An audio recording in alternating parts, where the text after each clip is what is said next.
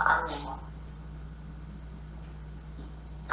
Ah, Amém. Então, nós vimos no capítulo anterior, no capítulo 34, que relembrando, né, que primeiro Jacó estava vindo, ele encontrou Esaú. Quando ele encontrou Esaú, a Diná devia ter uns 6 anos, 7 anos, né? E José tinha uns 6 anos, que ele é mais novo do que Diná. Aí a gente viu no capítulo anterior que com 12, 13 anos, mais ou menos, Diná foi desonrada, né? Então a gente viu isso no capítulo anterior. Só que a gente viu que não foi uma desonra por estupro, foi algo consensual. Mas naquela época, para o povo hebreu, para o povo daquela época, isso era uma desonra, né?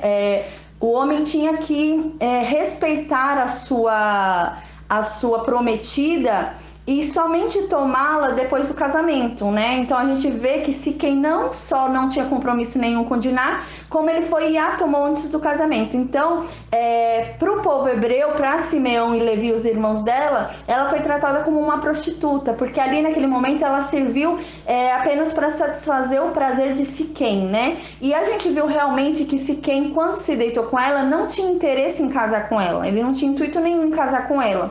Mas no versículo posterior a gente vê que o coração dele foi mudado. Então ele se deitou com ela sem a intenção de casar. Era algo que era habitual, devia ser habitual ali naquela região de Siquém, que é Canaã, né?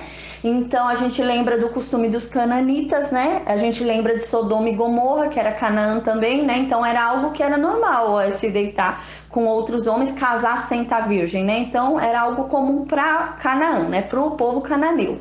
Então a gente vê que ele fez isso com ela, né? Mas foi tudo mediante lábia, né? Ele deu um chaveco, chavecou tanto ela que ela quis, né? Cedeu aos desejos da carne naquele momento e realizou o ato, né? Aí a gente vê que depois do acontecido mudou o coração dele e ele realmente a amou e ele queria casar com ela, né? Então a gente viu que depois do ato é que aconteceu isso e ela começou a chorar, porque depois do ato caiu a ficha dela do que ela tinha feito, né? Na hora ali da empolgação, a pessoa não pensa, né? Mas depois da empolgação, esfriou ali o negócio, a carne esfriou, né? Aí o espírito toma conta, né? A carne agora, porque a gente vive uma constante luta da carne com o espírito, né? E a alma são os sentimentos que a gente tem que satisfazem o nosso corpo. Então o corpo vive em constante luta com o espírito. E o espírito é aquilo que nos aproxima de Deus. Não é o Espírito Santo, é o nosso espírito, né? Que Deus soprou sobre nós, o espírito dele que ele soprou sobre nós. Então ela se deitou com ele, satisfez o prazer da carne. Ali naquele momento ela não quis parar, ela foi. E quando terminou, aí a carne já estava satisfeita. Então o que começa a falar? O espírito, porque a carne já precisou, já fez o que ela queria, né? Já teve o que ela queria. Então agora o espírito de Diná começa a falar e ela vê o que ela fez. Então ela se arrepende, começa a chorar, fica desconsolada ali. E a gente vê que Siquém começa a consolá-la com palavras amorosas, né? A gente viu depois que ele se comprometeu junto a Jacó e a família de Jacó, ele ia se casar com a Diná, só que a gente viu que Simeão e Levi agiram com maldade, né? Com pretensão maldosa, fizeram um acordo usando o nome de Deus, né? Usaram uma aliança de Deus, que é a circuncisão. Então eles usaram algo que é importantíssimo, né, para o povo hebreu diante de Deus, e eles usaram isso. E a gente viu que Jacó errou também, porque Jacó deveria ter resolvido tudo sozinho. Ele era um homem de 100 e poucos anos, ele pediu conselho para menino de 16 anos, né? Então realmente, menino de 16 anos é cabeça de ervilha, né? Então a solução que ele vai tomar não é uma solução sábia. E Jacó, em vez de resolver sozinho, foi escutar os filhos de 16 anos, que ali a medicina hoje fala, né, que a nossa mente, a nossa consciência, assim, a nossa noção de bom senso, assim, de conseguir dominar sobre o corpo, falou que conseguida aos 25 anos, né? Então, depois dos 25 anos, a gente vira adulto. Até os 25 anos falou que o cérebro ainda está em formação, cientificamente falando, né? E Simeão e Levi com 16, outro 15, né? 16, 17, outro 15, 16. Aí Jacó foi tomar conselho com eles, né? Foi tomar conselho com os filhos, né? E um homem sábio foi tomar conselho com os filhos. Então, infelizmente, né, ele tomou conselho com a pessoa errada, né? Às vezes a gente tem a melhor decisão, o nosso coração fala o que é melhor pra gente fazer, só que a gente quer tomar conselho, e a gente toma conselho de quem não sabe o que tá fazendo, né?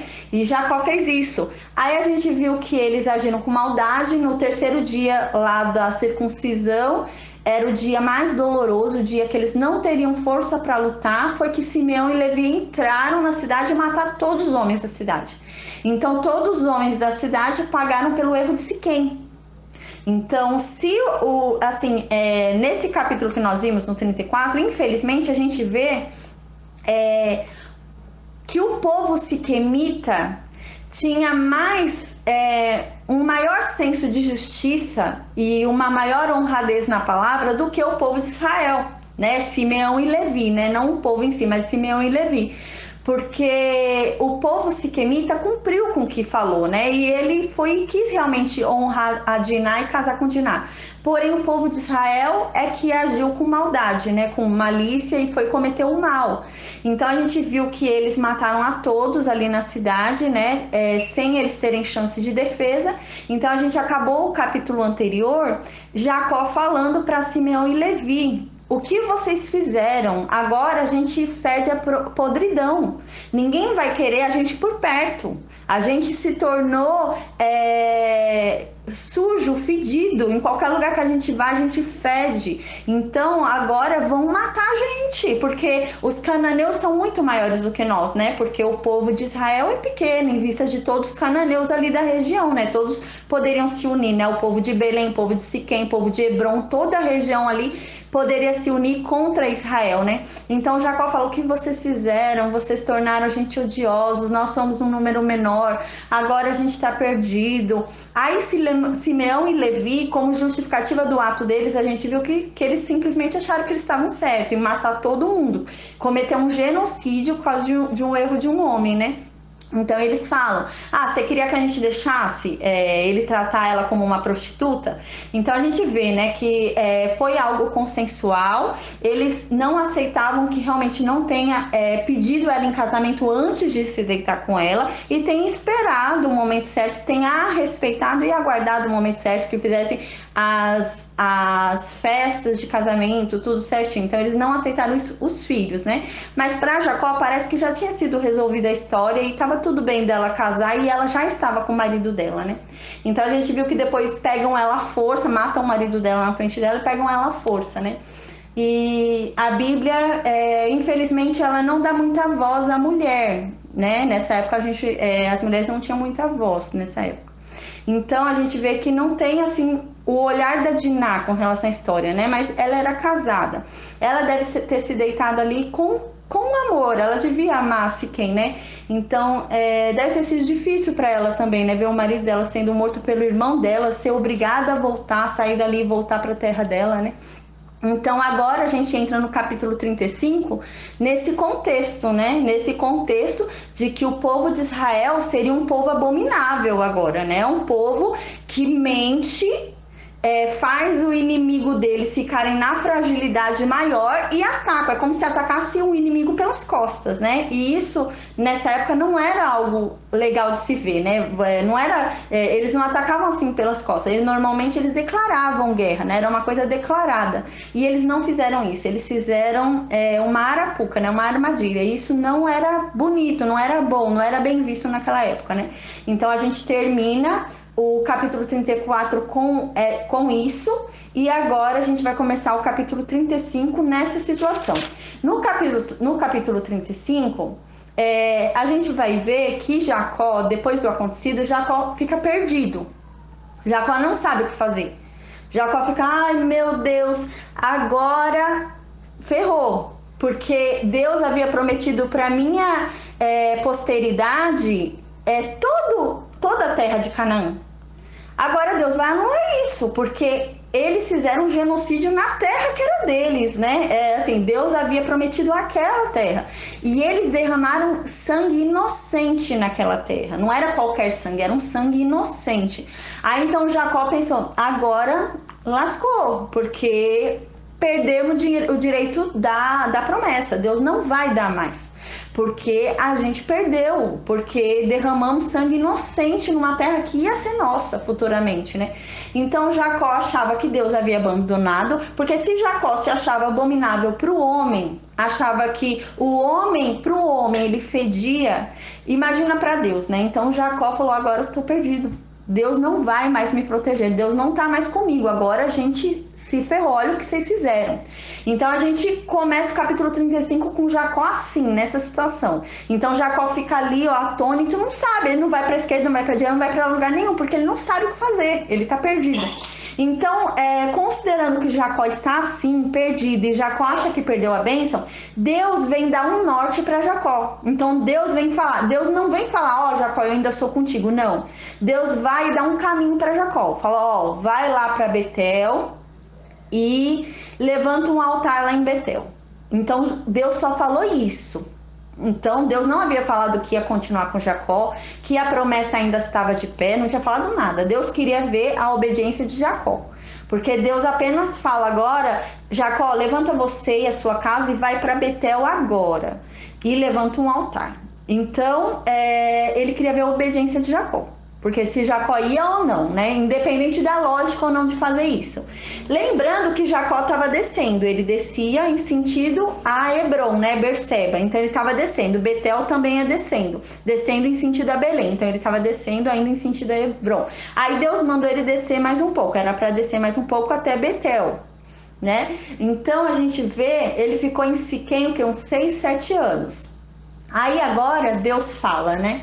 No versículo 1 do capítulo 35. E Deus disse para Jacó: levanta-te, sobe a Betel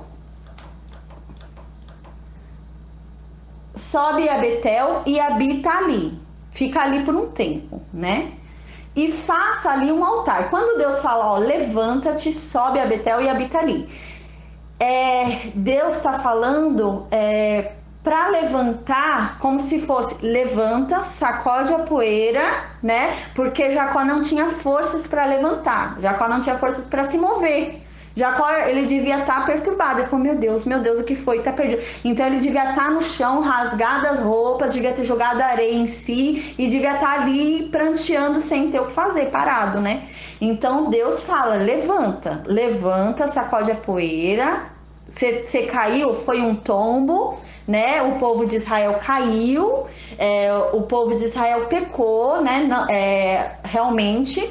Então agora levanta, né? Sacode a poeira e vamos, continua, porque a jornada não terminou, né? Então Deus quer dizer isso: levanta, sobe a Betel. Então quando Deus manda Jacó subir a Betel, Deus está falando para Jacó lembrar, né, do que aconteceu em Betel, né, do que foi Betel na vida dele, né. Então Deus está querendo reforçar a fé de Jacó, porque Jacó ali estava perdido e Jacó estava ali desesperado. Então Jacó achava que então aqui a gente vê que Deus fala em Betel para quê? Para de forma a fazer com que Jacó se encha de esperança pelas lembranças boas que ele teve lá em Betel, né? Então fala: volta lá não era a casa de Deus? Volta lá para minha casa, né? Lembra o que aconteceu ali e habita ali na casa de Deus, né? Então seja puro e habita ali. Aí aqui ele fala: e faça um altar para Deus ali, né? Para o Deus que te apareceu quando você fugia de Esaú, teu irmão. Então aqui a gente vê que Deus vem dar uma orientação para ele, que ele estava perdido, né? Quando aqui fala para erguer um altar, a gente vai ver mais para frente que vai falar realmente que Jacó obedeceu e ergueu um altar. Porém, todo altar requer sacrifício. Todo altar requer sacrifício. Então, Deus queria um sacrifício. Por quê? Porque o salário do pecado é a morte. e o povo de Israel pecou. Então o povo de Israel precisa lavar os seus pecados, senão Deus não tem como continuar com eles. Não tinha como Deus, por isso que Deus não falou que ainda era com eles. Deus só vai falar que realmente ainda é com eles depois que o sacrifício for feito. Por quê? Porque o pecado vai ser lavado. Né? Então o salário do pecado é a morte. Então Deus manda Jacó ir dali para Betel, onde é a casa de Deus, onde ele mesmo intitulou que ali era um lugar sagrado, levantar um altar ali. Quando fala altar, todo altar requer sacrifício, igual hoje o altar que nós o altar que nós levantamos para Deus requer um sacrifício também, mas não é mais um sacrifício de sangue, porque o sacrifício de sangue já foi feito, o sangue de Jesus Cristo já bastou. Então o sacrifício que requer hoje é o nosso compromisso com Deus, que nós coloquemos Deus acima de tudo, que nós não tenhamos preguiça de correr atrás de Deus, a gente tem que fazer o sacrifício de, ao invés de ficar na nossa comodidade, seria muito mais tranquilo, é lógico, a gente ficar em casa sentado de perna para cima. Só que a gente tem que fazer o sacrifício de buscar a comunhão com Deus e ir até o altar de Deus, né? Eu não digo fisicamente uma igreja, mas eu digo de um altar de você buscar a presença de Deus, né? Mas você precisa fazer isso. E é muito importante uma congregação, né? Porque a gente vai para a igreja não é para buscar a Deus na igreja. A gente tem Deus em todos os lugares, mas a gente vai na igreja por causa da congregação, porque realmente a união de duas ou mais pessoas com o mesmo intuito faz descer dos céus até a terra a vontade declarada por aquele grupo, porque aquele grupo constitui uma igreja. Então igreja não é um local físico, igreja é um conjunto de...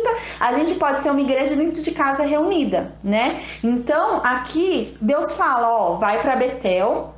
Lembrando que eles estão descendo, né? Aí Deus fala, sobe. Por quê? Porque Betel fica no alto, né? Então é um monte, né? Então ele tem que subir ali no monte, né? Porque ele continua descendo, ele tá indo rumo ao sul. Aí ele continua descendo em Hebron, aí Deus fala, vai agora para Betel.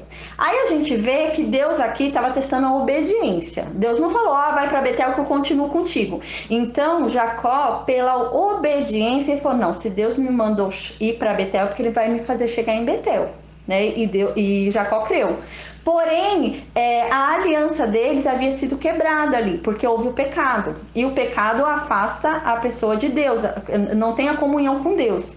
Então, eles cometeram um pecado. Então, realmente, o que livra o pecado é a morte, né? O salário do pecado é a morte.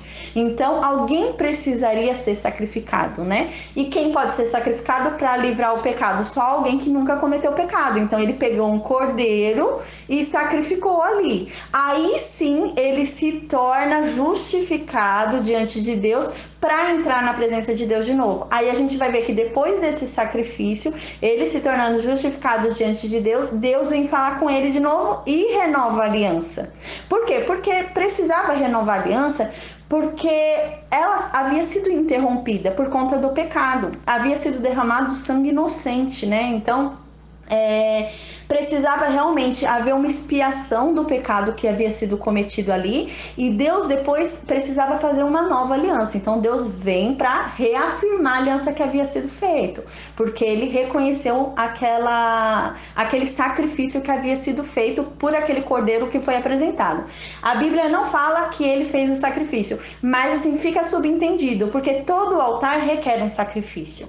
E antes de Jesus Cristo, todo altar requeria um sacrifício de sangue, porque o pecado só é lavado pelo sangue. Então precisaria ter um sangue de um inocente, porque assim, quando a gente comete o pecado, a gente merece morrer por causa do pecado que a gente cometeu. Então alguém precisava morrer no lugar de Simeão e Levi. Simeão e Levi pecaram, então alguém precisava morrer no lugar de Simeão e Levi. Então eles foram lá sacrificar um cordeiro, né, do rebanho de Jacó, no lugar de Simeão e Levi, porque eles trouxeram o pecado para o povo de Israel e quebraram a aliança com Deus, né? Assim como a gente vai ver mais para frente, há uma época, né, que Acã, ele pega um manto, né, de Jericó, e não era para pegar nada. Então ele cometeu pecado, né? E o dele foi o pecado de pegar um manto, né? Mas era um manto sagrado. Eles mataram sangue inocente, foi sangue inocente, um genocídio, né, de um povo. Aí ele cometeu o pecado de pegar um manto em Jericó. E eles foram sair para a luta. E Deus não lutou com eles. Eles perderam a luta. Por quê? Porque a aliança havia sido quebrada. Então Deus não podia estar com ele porque o pecado estava ali. Se o pecado está ali, não tem como Deus estar junto com o pecado. Ou o pecado está ou Deus está. Você tem que escolher entre o pecado e Deus. Então, Jacó, ele teve que fazer esse sacrifício para purificar o povo, para que Deus perdoasse o pecado que foi cometido no povo de Israel ali pelo derramamento de sangue inocente. Aí sim, Deus fez uma nova aliança, né? Deus renovou, Deus reafirmou a aliança, né? Ela havia sido interrompida por causa do pecado, agora não há mais pecado, porque um sangue inocente foi derramado. Então, depois daquele cordeiro que foi derramado sangue inocente, Deus volta. Ah, não, agora eu posso falar contigo porque você está limpo dos pecados, você está puro. Então, eu posso falar contigo de novo. Aí a gente vê que depois do sacrifício é que Deus vem falar com Jacó, né? Então, no versículo 1 a gente vê que Deus manda, né, que Jacó vá. Deixa eu voltar aqui até para repetir o versículo 1. No versículo 1, repetindo, fala: e Deus disse para Jacó: levanta-te, né, levanta a tua cabeça, se ergue. Caiu, mas levanta. Tropeçou, caiu numa pedra, levanta. Vai ficar agarrado ali na pedra, levanta, sacode a poeira e vamos. Vai para Betel, que é a casa de Deus que você nomeou ali para mim, né? E habita ali, né? E fica ali. E quando você chegar ali, né, faça ali um altar para mim, né, para Deus, né? Então, ou seja, sacrifica ali para mim, né, para que você seja purificado e eu possa entrar na tua presença, senão eu não vou poder entrar na tua presença. Então, Deus, para entrar na presença de Jacó, estar com o povo de Israel, precisava disso, né? Então Deus precisava para continuar cumprindo e o povo de Jacó ser purificado e dali vir a promessa e a semente da salvação, eles teriam que ser purificados. Então sobe lá e faz um altar para mim, né? Para Deus que te apareceu quando você fugia da face de Esaú, né? Quando você fugia de Esaú, então vai lá e faz um altar. Aí no versículo 2 fala assim: então Jacó disse para sua família e a todos que estavam com ele: lançai fora os deuses estranhos que estão entre vós, e sejam puros, e mudai as vossas vestes. Então aqui Jacó está falando claramente: se santifiquem, porque agora a gente vai entrar na presença de Deus, a gente vai entrar na casa de Deus, então se santifiquem, não entrem lá de qualquer jeito. Aqui fica muito evidente que Jacó sabia que existia ídolos entre ele. Então Jacó sabia dessa condição do povo dele. Porque ele fala: peguem todos os seus ídolos, né? E muda suas vestes, né? Ou seja, quando fala muda as vossas vestes, é que a gente não pode entrar se apresentar para Deus de qualquer jeito, né? A gente não está entrando em qualquer presença, né? A gente está entrando. Se a gente se arruma para receber uma visita em casa, para ir em algum lugar, a gente se arruma até para ir na padaria. Imagina para entrar na presença de Deus. Você não está entrando em qualquer lugar, você está entrando na presença de Deus. Aí fala assim: se arruma porque você está indo não só na presença de Deus, mas na casa dele. Então, se a gente se arruma para visitar uma amiga, né, pra gente ir na casa de uma amiga, eu vou me arrumar porque hoje eu tenho encontro na casa da minha amiga. Imagina você ir na casa de Deus, né, do próprio Deus. Então ele fala: então muda suas vestes, coloca a sua melhor veste e se arruma porque você vai entrar na casa de Deus, não é em qualquer casa, né? E sejam puros, né, peguem seus deuses e lancem fora. Então aqui fica claro que ele sabia, né, que alguns ali cultuavam outros deuses, né, havia coisas pagãs ali. Então agora o que Jacó fala? Jacó fala assim: se posiciona, eu preciso de um posicionamento. Quem segue outros deuses, pega agora os seus outros deuses e vamos se livrar disso. Você não quer se livrar? Então você não está entre o povo de Israel. Então Jacó agora passou a pedir um posicionamento. Não existe meio termo, né? Um pé lá, outro cá. Não. Jacó agora ele fala: você tem que se posicionar. Eu quero um posicionamento. Ou você está com Deus ou você está com outros deuses. Há dois senhores, você não vai servir ao mesmo tempo, então você tem que escolher um. Então Jacó aqui já cobra um posicionamento do povo que está com ele, né?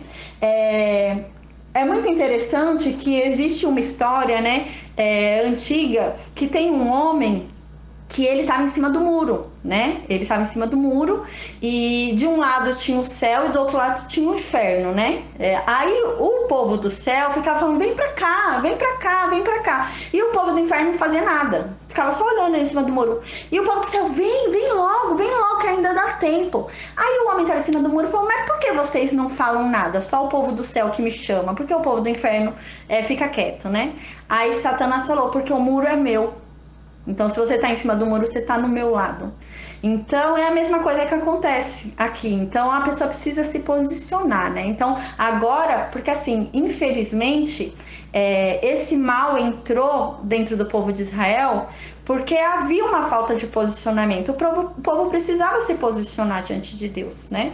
E eles não... a gente vê que até Jacó tinha conhecimento disso, que eles cultuavam outros deuses. Então, agora Jacó vendo isso, fala, não, se posicionem. Quem quiser ir comigo para Betel vai ter que largar os seus deuses, ou fica aqui, ou não tá mais entre o povo de Israel.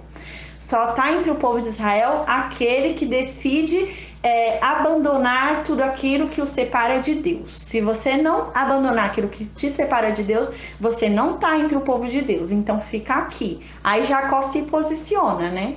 Então no versículo 3 a gente vê: levantemo-nos e vamos a Betel. Então a gente já vê que aqui Jacó muda, né? Jacó se enche de ânimo, fala, poxa, eu achei que Deus tinha me abandonado, mas Deus mandou eu ir para um lugar, eu vou. Deus não falou que tá comigo, Deus não falou que me perdoa, mas Deus me mandou ir, eu ouvi a voz de Deus, eu achei que eu nunca mais ouvi, né? Então ele já se alegra. Você vê que no versículo 3 ele já fala com ânimo, né? Ele fala, levanta e vamos para Betel. Então ele já muda, né? Porque ali ele era o pastor, né? Então ele precisava, se o pastor se posiciona, as suas ovelhas se posicionam. Se o pastor tá temendo, tá com medo, tá cabisbaixo, as suas ovelhas vão também. Então o pastor tem que ter um posicionamento diante das ovelhas, né? E ele ali era o pastor do povo dele. Então agora ele muda a atitude dele. Então o povo começa a acreditar ao vê-lo daquele jeito, né? Então o povo dele, ao vê-lo ali posicionado, também começa a se posicionar, porque ele está se posicionando, né? Então ele fala, levanta e vamos até Betel. E lá eu vou fazer um altar para Deus, que me respondeu no dia da minha angústia e esteve comigo no caminho que eu andei, né? Então aqui a gente vê que no versículo 1 Deus fala, levanta, vai até Betel e faz um altar para Deus, o Deus que apareceu para você quando você fugia de Esaú. Aí aqui, então Deus, quando falou, Deus não falou o que Deus fez lá, né? Porque quem tem que reconhecer o que Deus fez somos nós. Porque às vezes Deus pode fazer tudo na nossa vida, né? Só que em nós aquilo não funciona. Às vezes a pessoa não aceita, às vezes Deus está fazendo tudo, mas a pessoa não é abalada por aquilo, a pessoa não foi modificada por aquilo. Então Deus falou o que ele fez, né? Ele falou assim, olha, volta para Betel e faz um altar para o Deus que te apareceu quando você fugia de Esaú. Ele não fala, faz um altar para o Deus que te respondeu quando você estava angustiado com Esaú. Não, ele não faz isso.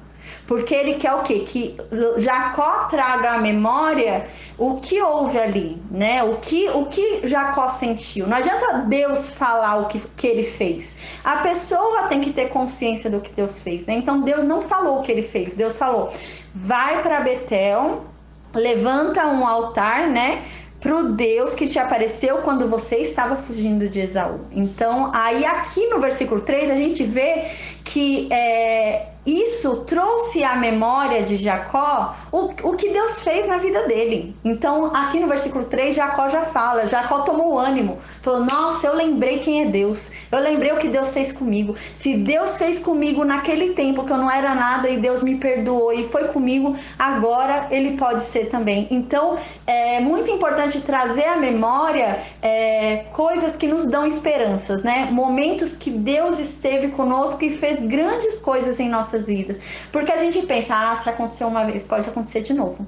Deus me perdoou aquela vez, Deus pode me perdoar de novo, né? Então Jacó traz isso à memória. Aí Jacó fala no versículo 3, levantemo-nos e vamos a Betel. Vamos embora para Betel porque eu não quero perder esse Deus. Eu vou atrás dele onde eu for, né? Onde tiver que ir, eu vou. Imagina, um homem que lutou tanto por uma bênção, né? Aí ele falou, não, eu vou, não precisa falar 2 vezes que eu tô indo. Então ele foi. Aí ele falou assim, lá eu vou fazer um altar para Deus. Então ele já começa a declarar pro povo que ele vai fazer lá, né? Fala assim, olha, vamos para Betel, lá eu vou declarar, vou fazer um altar para Deus, o Deus que me respondeu no dia da minha angústia. Então agora ele começa a declarar o que foi que Deus fez com ele. Deus fala o momento em que Deus o tocou, que foi quando ele estava fugindo de Esaú. Mas Deus não fala, Deus é humilde, né? A gente é que não é. Porque Deus não fala, vai lá fazer um altar para mim porque eu te livrei da mão de Esaú. Não, Deus é humilde. A gente que tem mania de achar que, né, que a gente é melhor. Imagina, Deus quer, Deus é humilde e a gente quer... Aí Deus fala, vai lá e levanta um altar para Deus que apareceu para você quando você estava fugindo de Esaú. Só isso Deus fala, né? E agora Jacó lembrou. Quando Deus fala isso, Jacó lembrou. Falou, nossa, é verdade. Esse Deus que apareceu para mim quando eu estava lá em Betel foi o Deus que me livrou no dia da minha angústia. E o que hoje eu estou sentindo? Angústia. Então, se ele me livrou um dia, uma vez da minha angústia, ele vai me livrar de novo.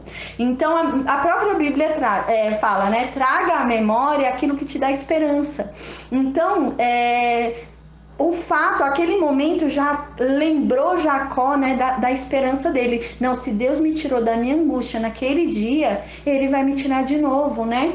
E esteve comigo no caminho que eu andei. Então ele fala assim, ele esteve comigo no caminho que eu andei naquela época, quando eu não merecia nada. Então ele vai estar comigo agora também quando a gente for para Betel. Então ele vai nos livrar. Então Jacó foi fortalecido pelas lembranças que davam esperança a ele, né? Pelas lembranças boas de Deus na vida dele, ele foi fortalecido para enfrentar aquele problema que estava diante dele, né? Então, assim, o milagre anterior foi a força dele para viver um novo milagre, né?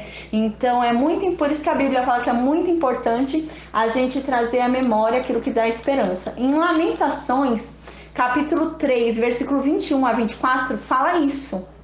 Todavia, lembro-me também do que pode dar-me esperança. Graças ao grande amor do Senhor é que não somos consumidos, pois as suas misericórdias são inesgotáveis. Então, quando a gente lembra da misericórdia de Deus conosco, porque assim, antes, quando Deus fez por você, você também não merecia. Na verdade, a gente nunca mereceu, a gente nunca merece. Então, quando Deus fez antes por você, você não merecia. Então, se você for lembrar que você não merecia quando Deus fez antes, porque agora você caiu, você pecou, você errou. Então, agora você vai falar, eu também não mereço agora, mas Deus pode me perdoar. Ele me perdoou e naquela vez eu não merecia também, né? Então, a gente tem que ter esse conhecimento de que realmente é a misericórdia, né? Que a gente não merecia, mas Deus perdoou. Se a gente não merecia, Deus perdoou aquela vez, por que Deus não vai nos perdoar, né? Então, aí continuando aqui no versículo 22 de Lamentações, renovam-se cada manhã, grande é a tua fidelidade. Digo a mim mesmo, a minha porção é o Senhor, portanto nele eu colocarei a minha esperança, né? Então, é isso que o Jacó faz, ele traz a lembrança daquilo que o fortalece, né? Quando a gente lembra do poder, do agir de Deus em nossas vidas no passado, isso nos fortalece a enfrentar os problemas do presente, porque nós lembramos que Deus já nos ajudou no passado e o mesmo Deus ainda existe, então esse Deus também vai ajudar no presente. Aí no versículo 4, e eles deram, né, o povo de Jacó, deram a Jacó todos os deuses estranhos que estavam em suas mãos e todos os seus brincos que estavam em suas orelhas. E Jacó os enterrou debaixo do carvalho que estava junto a Siquém. Aí muitas igrejas falam que não pode usar brinco, porque aqui fala que eles entregaram os brincos para Jacó, né? Mas não tem nada a ver, porque não é brinco que a gente usa. É brinco de adoração a deuses. Nessa época, as pessoas... igual, por exemplo, tem pessoas ainda que usam colares com imagem de santos, essas coisas. É como se fosse isso. Aí, eles usavam brincos, brincos que eram...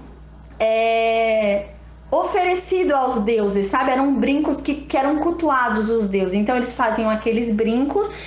Quando ele passava pela pessoa que fazia o brinco, né? Pela pessoa ali que estava ali com a ferramenta produzindo o brinco, a pessoa fazia o brinco em homenagem a esses deuses. Então eram brincos que na verdade eram ídolos, eram feitos em homenagem a esses deuses. Então por isso que eles tiraram os brincos e deram para Jacó. Não é brinco de ornamento, não, a gente pode usar um brinco de ornamento, desde que não seja um brinco que tenha, por exemplo, uma imagem de um santo, né? Que isso seria uma adoração a um Deus estranho, né?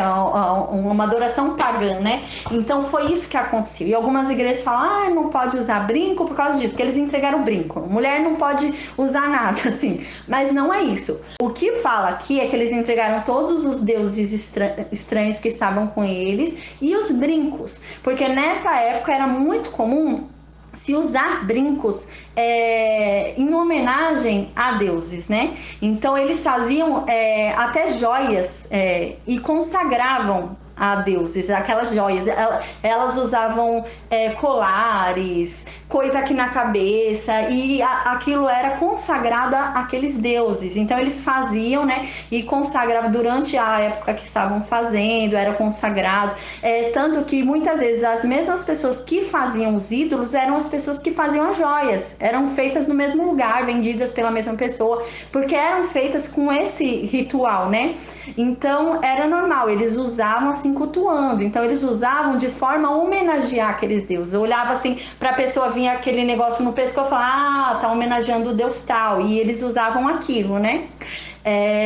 Tanto que a gente vê antigamente as mulheres cananeias, essas mulheres pagãs, elas andavam mais adornadas, né? Com mais coisas assim nela. Mas é por causa disso, porque elas cultuavam, elas colocavam aquilo em adoração a esses deuses, né? Enquanto que o povo hebreu não. O povo hebreu não fazia isso, não fazia nada de adoração aos deuses. Não tem problema usar assim para se enfeitar, enfeite, se enfeitar não tem problema, né? Tanto que a gente vê que quando Abraão foi buscar Rebeca para Isaac, Abraão deu por meio de seu servo um brinco para Rebeca. O que era? Era um brinco normal. Então era um brinco que se usava, que não tinha um significado de adoração de deuses. Mas existiam alguns que eram feitos, eram feitos, por exemplo, a corveja, e fazia no formato de um deus lá que representava a pedra verde. E eles faziam isso muito. Então eles pegaram todos esses objetos também e deram, né? Toda essa bijuteria, essas coisas assim, e deram também. Mas não é que a gente não possa andar, né? Que as pessoas, elas acabam deturpando, né, a Bíblia. Aí fala que ele pegou todos esses e enterrou embaixo de um carvalho, né? Nessa época, até hoje, né, o carvalho, ele é uma árvore de uma vida muito longa. Ela tem uma vida muito longa, assim, que gerações veem o carvalho. Então, ela era usada como referência. Então, a gente vê que tem acontecimentos na Bíblia que eles são feitos e usam como referência dos acontecimentos carvalhos. Por quê? Porque eles são árvores de referência. Eles são árvores de vida muito longa, né? Então eles passam, e não era árvore que tinha em todo canto, né? Então era uma árvore específica, tinha ali naquele determinado local. Então eles passavam ali e falavam, olha, essa árvore é a árvore da morte de tal pessoa. Eles colocavam ali como uma árvore que era um ponto de referência de alguma coisa, né? E era também como uma lembrança. Então eles usavam a árvore como ponto de referência. É perto ali do carvalho de Siquém. Então você ia ali perto do carvalho de Siquém, era ponto de referência, né? A árvore que durava muito tempo, então você poderia usar como ponto de referência, porque ela não mudava, era uma árvore que sempre se mantinha, né? Não tinha muitas árvores assim perto uma da outra, assim, para se confundir qual das árvores que é. Então a gente vê que eles usavam isso como ponto de referência. Então aqui ele faz o quê? Ele enterra os ídolos. Então ele abre a terra e coloca todos esses ídolos, brincos, pagãos, tudo isso enterrado na terra. Então aqui ele está fazendo o quê? Ele está fazendo uma simbologia, né, de que está enterrando aquilo. Olha, eu estou enterrando isso, essa parte da sua vida. Essa parte da sua vida está sendo enterrada. A partir de agora você não vai mais adorar esses deuses. A partir de agora é o Deus único. Então eu estou enterrando esse passado seu na tua vida. Então ele enterra ali no carvalho, né? Naquela árvore de carvalho. E aquela árvore de carvalho é mantida como o quê? Como a referência e a lembrança deles do lugar que eles desistiram daquele passado deles pagão. Então ali ia ficar como ponto de referência dessa decisão importantíssima da vida deles, que eles fizeram, de entregarem tudo que havia ali de culto a outros deuses, e Jacó foi enterrou no chão como símbolo realmente de morte. Aquele passado estava morto ali, enterrado, então aquilo não ia mais existir na vida deles. E aquele carvalho era um ponto de referência para eles, porque toda vez que eles passassem por aquele carvalho, que eles ouvissem falar sobre aquele carvalho, eles lembrariam que ali foi o local onde eles tomaram a decisão de servir ao único Deus, o Deus de Israel, e abandonaram todos os deuses pagãos. Então, essa é a simbologia também de ter colocado ali no carvalho. Aí no versículo 5, a gente vê que fala: e eles viajaram, e o terror de Deus estava sobre as cidades que estavam ao redor deles, e eles não perseguiram os filhos de Jacó. O que acontece? Deus pediu algo que, se fosse pela lógica, Jacó não teria feito. Por quê? Porque Jacó e o povo de Jacó estava sendo odiado por todos ali da região. Seria mais seguro para Jacó ficar onde está, se preparar para a luta e lutar onde eles estavam. Não era inteligente ele sair com um monte de gado, com um monte de mulher, um monte de filho, andando vários lugares, passando por vários lugares que queriam matar ele. Não tinha lógica nenhuma fazer isso. Mas ele obedeceu a Deus, porque Deus não pede lógica. O que ele faz não tem lógica, a gente tem que obedecer. E ele foi e obedeceu, mas não tinha lógica nenhuma isso. A maior lógica de guerra seria ele ter ficado e ter se protegido ali. Porque realmente ficar em movimento, cuidando de bezerro, cuidando de filhote, imagina, um monte de animal aí com cria, tudo. Ele estava exposto, né? Na casa dele, no local dele, ele não estaria tão exposto. Então não tinha lógica fazer isso. Mas Deus queria realmente isso. Deus pede a nossa obediência por meio do que não é lógico, né? Então Deus realmente não usa a lógica do mundo. Deus usa a lógica dele. A lógica dele é diferente, é a lógica sobrenatural. Então Jacó foi e obedeceu. Sem lógica nenhuma ele foi e fez. E isso é bem visto aos olhos de Deus, né? Não importa se ia ter lógica ou não, mas e a gente vê que diante da obediência dele e do não questionamento, porque ele creu que Deus ia cuidar dele, Deus ia estar com ele ali, ele não pensou na lógica, ele não pensou que aquilo não tinha lógica nenhuma, ele saiu com aquele bando de povo. Então a gente vê que Deus, aqui não fala, no versículo 5, que Deus fez algo dentro do povo de Israel, né? A gente vê que Deus no versículo 5 fez algo com o povo em torno do povo de Israel, mas ele não mexeu no povo de Israel. Por quê? Porque o povo de Israel estava afastado de Deus pelo pecado que cometeu. Então Deus não poderia agir ali pelo povo de Israel, porque havia um distanciamento pelo pecado que eles haviam cometido. Então eles estavam com uma dívida e precisava ser pago, que era o sangue do cordeiro que seria derramado. Então Deus não protegeu eles. Deus não colocou, por exemplo, uma cavalaria de fogo em redor do povo de Israel. Deus poderia ter feito isso, mas Deus não fez. Por quê? Porque o povo estava afastado de Deus. Então Deus não podia fazer nada, porque o pecado estava ali sobre eles, né? Então eles tinham o domínio do pecado, né? Então se há o domínio do pecado, Deus não pode estar ali junto. Então Deus não podia agir entre eles. Mas Deus fez o quê? Deus fez cair sobre todas as cidades ao redor o terror. Então Deus fez a mesma coisa que Deus fez quando Noé voltou do dilúvio. Porque assim, a gente lembra quando Deus criou o homem no Jardim do Éden, Deus deu para o homem, que eu digo a humanidade, né? O homem e a mulher. Deus deu para a humanidade o domínio. Então, eles tinham domínio da terra. Eles tinham que dominar sobre tudo, né? E eles dominavam sobre tudo.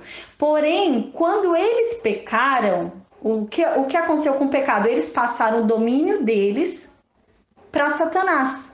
Então, por isso que fala, o mundo jaz do maligno. Realmente, pelo pecado, Adão e Eva passaram o domínio do mundo para Satanás. Então, a gente vê que depois do dilúvio, antes do dilúvio, até o dilúvio, havia uma revolta dos animais, né? Até que Deus resolveu extinguir até os animais. Então a gente vê que era alguma coisa ali meio bizarra, porque Deus quis matar até os animais, salvou alguns na arca, mas matou muitos ali também.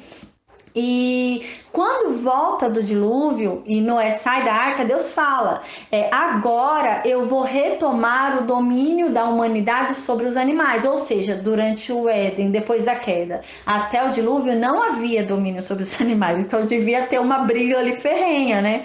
Então, mas como foi que Deus colocou o domínio do homem sobre os animais depois do dilúvio? Porque no Jardim do Éden, o domínio do homem no mundo era pelo amor e pela bondade.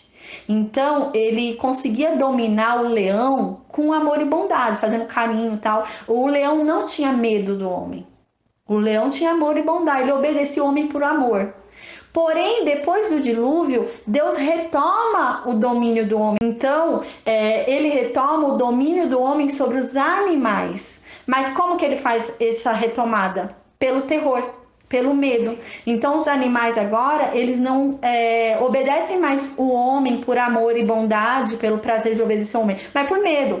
E a gente para pensar e tem lógica, porque assim, se o cavalo tivesse noção do poder dele, ele não deixaria ele ser açoitado. Ele dava um coice e começava a pisar em cima. Se eles tivessem, os animais tivessem noção do poder deles, da força deles, eles lutariam e venceriam o homem. Porque imagina um elefante, né? E antigamente pegavam um elefante e colocavam um elefante no circo. E elefantes eram maltratados no circo. Se o elefante tivesse consciência da força dele sobre o homem, ele teria matado e teria se livrado do circo.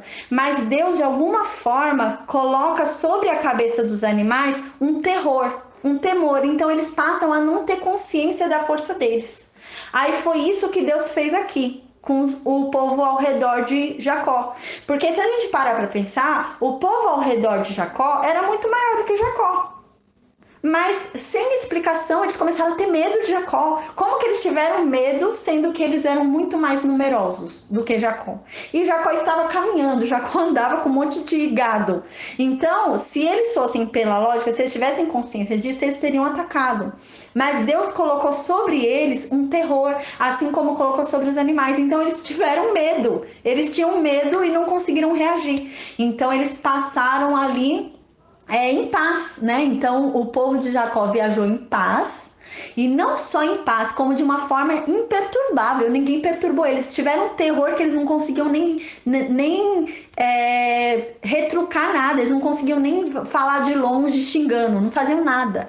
Foi imperturbável. Eles fizeram esse caminho de uma forma imperturbável, né? E o ódio ali, né? A sede de vingança, né? Eles estavam inflamados ali querendo vingança. Mas havia um terror sobre eles que eles achavam que eles não podiam, que eles iam morrer, se eles não podiam relutar, não podiam fazer nada. É a mesma coisa dos animais, né? Então foi esse terror que caiu sobre eles, eles não conseguiam ter consciência da força deles. Então eles não conseguiram avançar sobre Jacó, porque foi isso que aconteceu com eles. Aí no versículo 6. Então Jacó veio à luz, né? Porque a gente lembra que Betel, antes de chamar de Betel, se chamava Luz.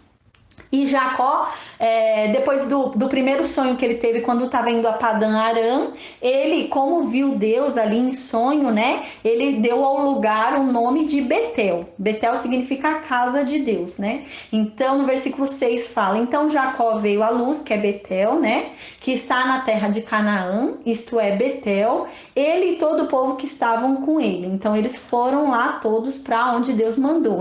Então, eles conseguiram chegar lá em paz, né? E tranquilamente. Aí no versículo 7. E ali ele edificou um altar para Deus, né? E chamou o lugar de El Betel. Aqui a gente vê, ele ali fez um sacrifício no altar, apesar da Bíblia não falar, é algo implícito, porque ele precisava ter feito um altar, porque senão ele não podia ter tido contato com Deus. Ele estava ali em pecado e ele estava em consciência de pecado. Outra coisa importante que a gente observa é que assim, ele chamou o lugar dessa vez diferente.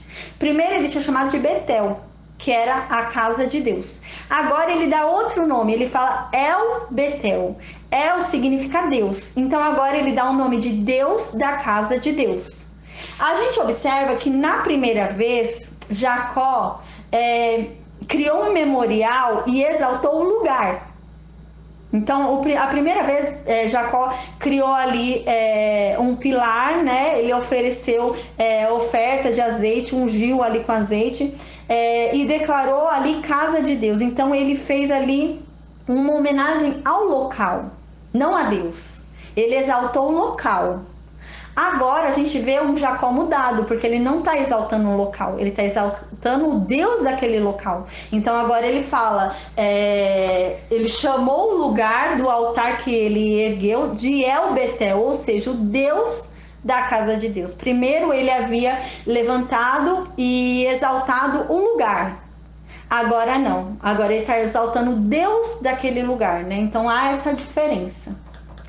Aí no versículo 8, a gente vê que Moisés fala, né? Mas morreu Débora, ama de Rebeca, e ela foi sepultada abaixo de Betel, debaixo do carvalho, e o nome do lugar foi chamado Alon Bacute. Aí a gente fala, o que tem a ver? Do nada ele enfia ali a Débora no meio, porque não tem nada a ver com a história. Débora tá falando de uma coisa, embaixo fala de outra e ele meteu a Débora ali no meio. O que tem a ver a Débora aí no meio, né? Mas não é isso. Ele tá dando honrarias a Débora. É muito difícil a Bíblia dar honras a uma mulher, e aqui ele tá dando honrarias para Débora. Então Débora deve ter sido alguém muito importante para a família de Jacó. Por quê? Porque aqui fala, mas morreu Débora, ama de Rebeca. Então a gente vê que a Débora era ama de Rebeca, então ela estava muito tempo na família de Rebeca, né? E ela provavelmente deve ter ajudado no parto dos filhos de Esaú e Jacó, então ela conhecia eles desde pequeno. E aqui a gente vê que ela morreu, né? E porém fala que ela estava na família de Jacó.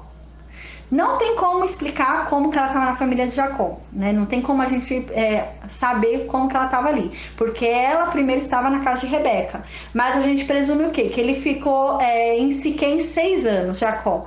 Provavelmente ele deve ter ido visitar o pai. Um homem que estava com tanta saudade do pai, que queria sair e queria ir com o intuito de ver o pai, ele não deve ter ficado 6 anos lá em Siquém sem ver o pai. Ele deve ter ido, mas não com um monte de gado. Ele ia lá sozinho, né? Foi lá com as mulheres, talvez, mas a cavalo, ou mais tranquilo, andando só ele na viagem. Então ele deve ter ido visitar o pai. E talvez numa dessas visitas que ele teve com o pai, ele acabou trazendo a Rebeca, né? Porque é o que tem lógica, ele trouxe Rebeca. Porque se Rebeca veio, se Débora veio, é porque Rebeca já não estava mais. Então Rebeca já não tinha um auxílio, não tinha por que Débora estar ali, né? Débora ia ficar sozinha com Isaac. Então Jacó resolveu trazer Débora para ajudar as mulheres dele. Então ele trouxe.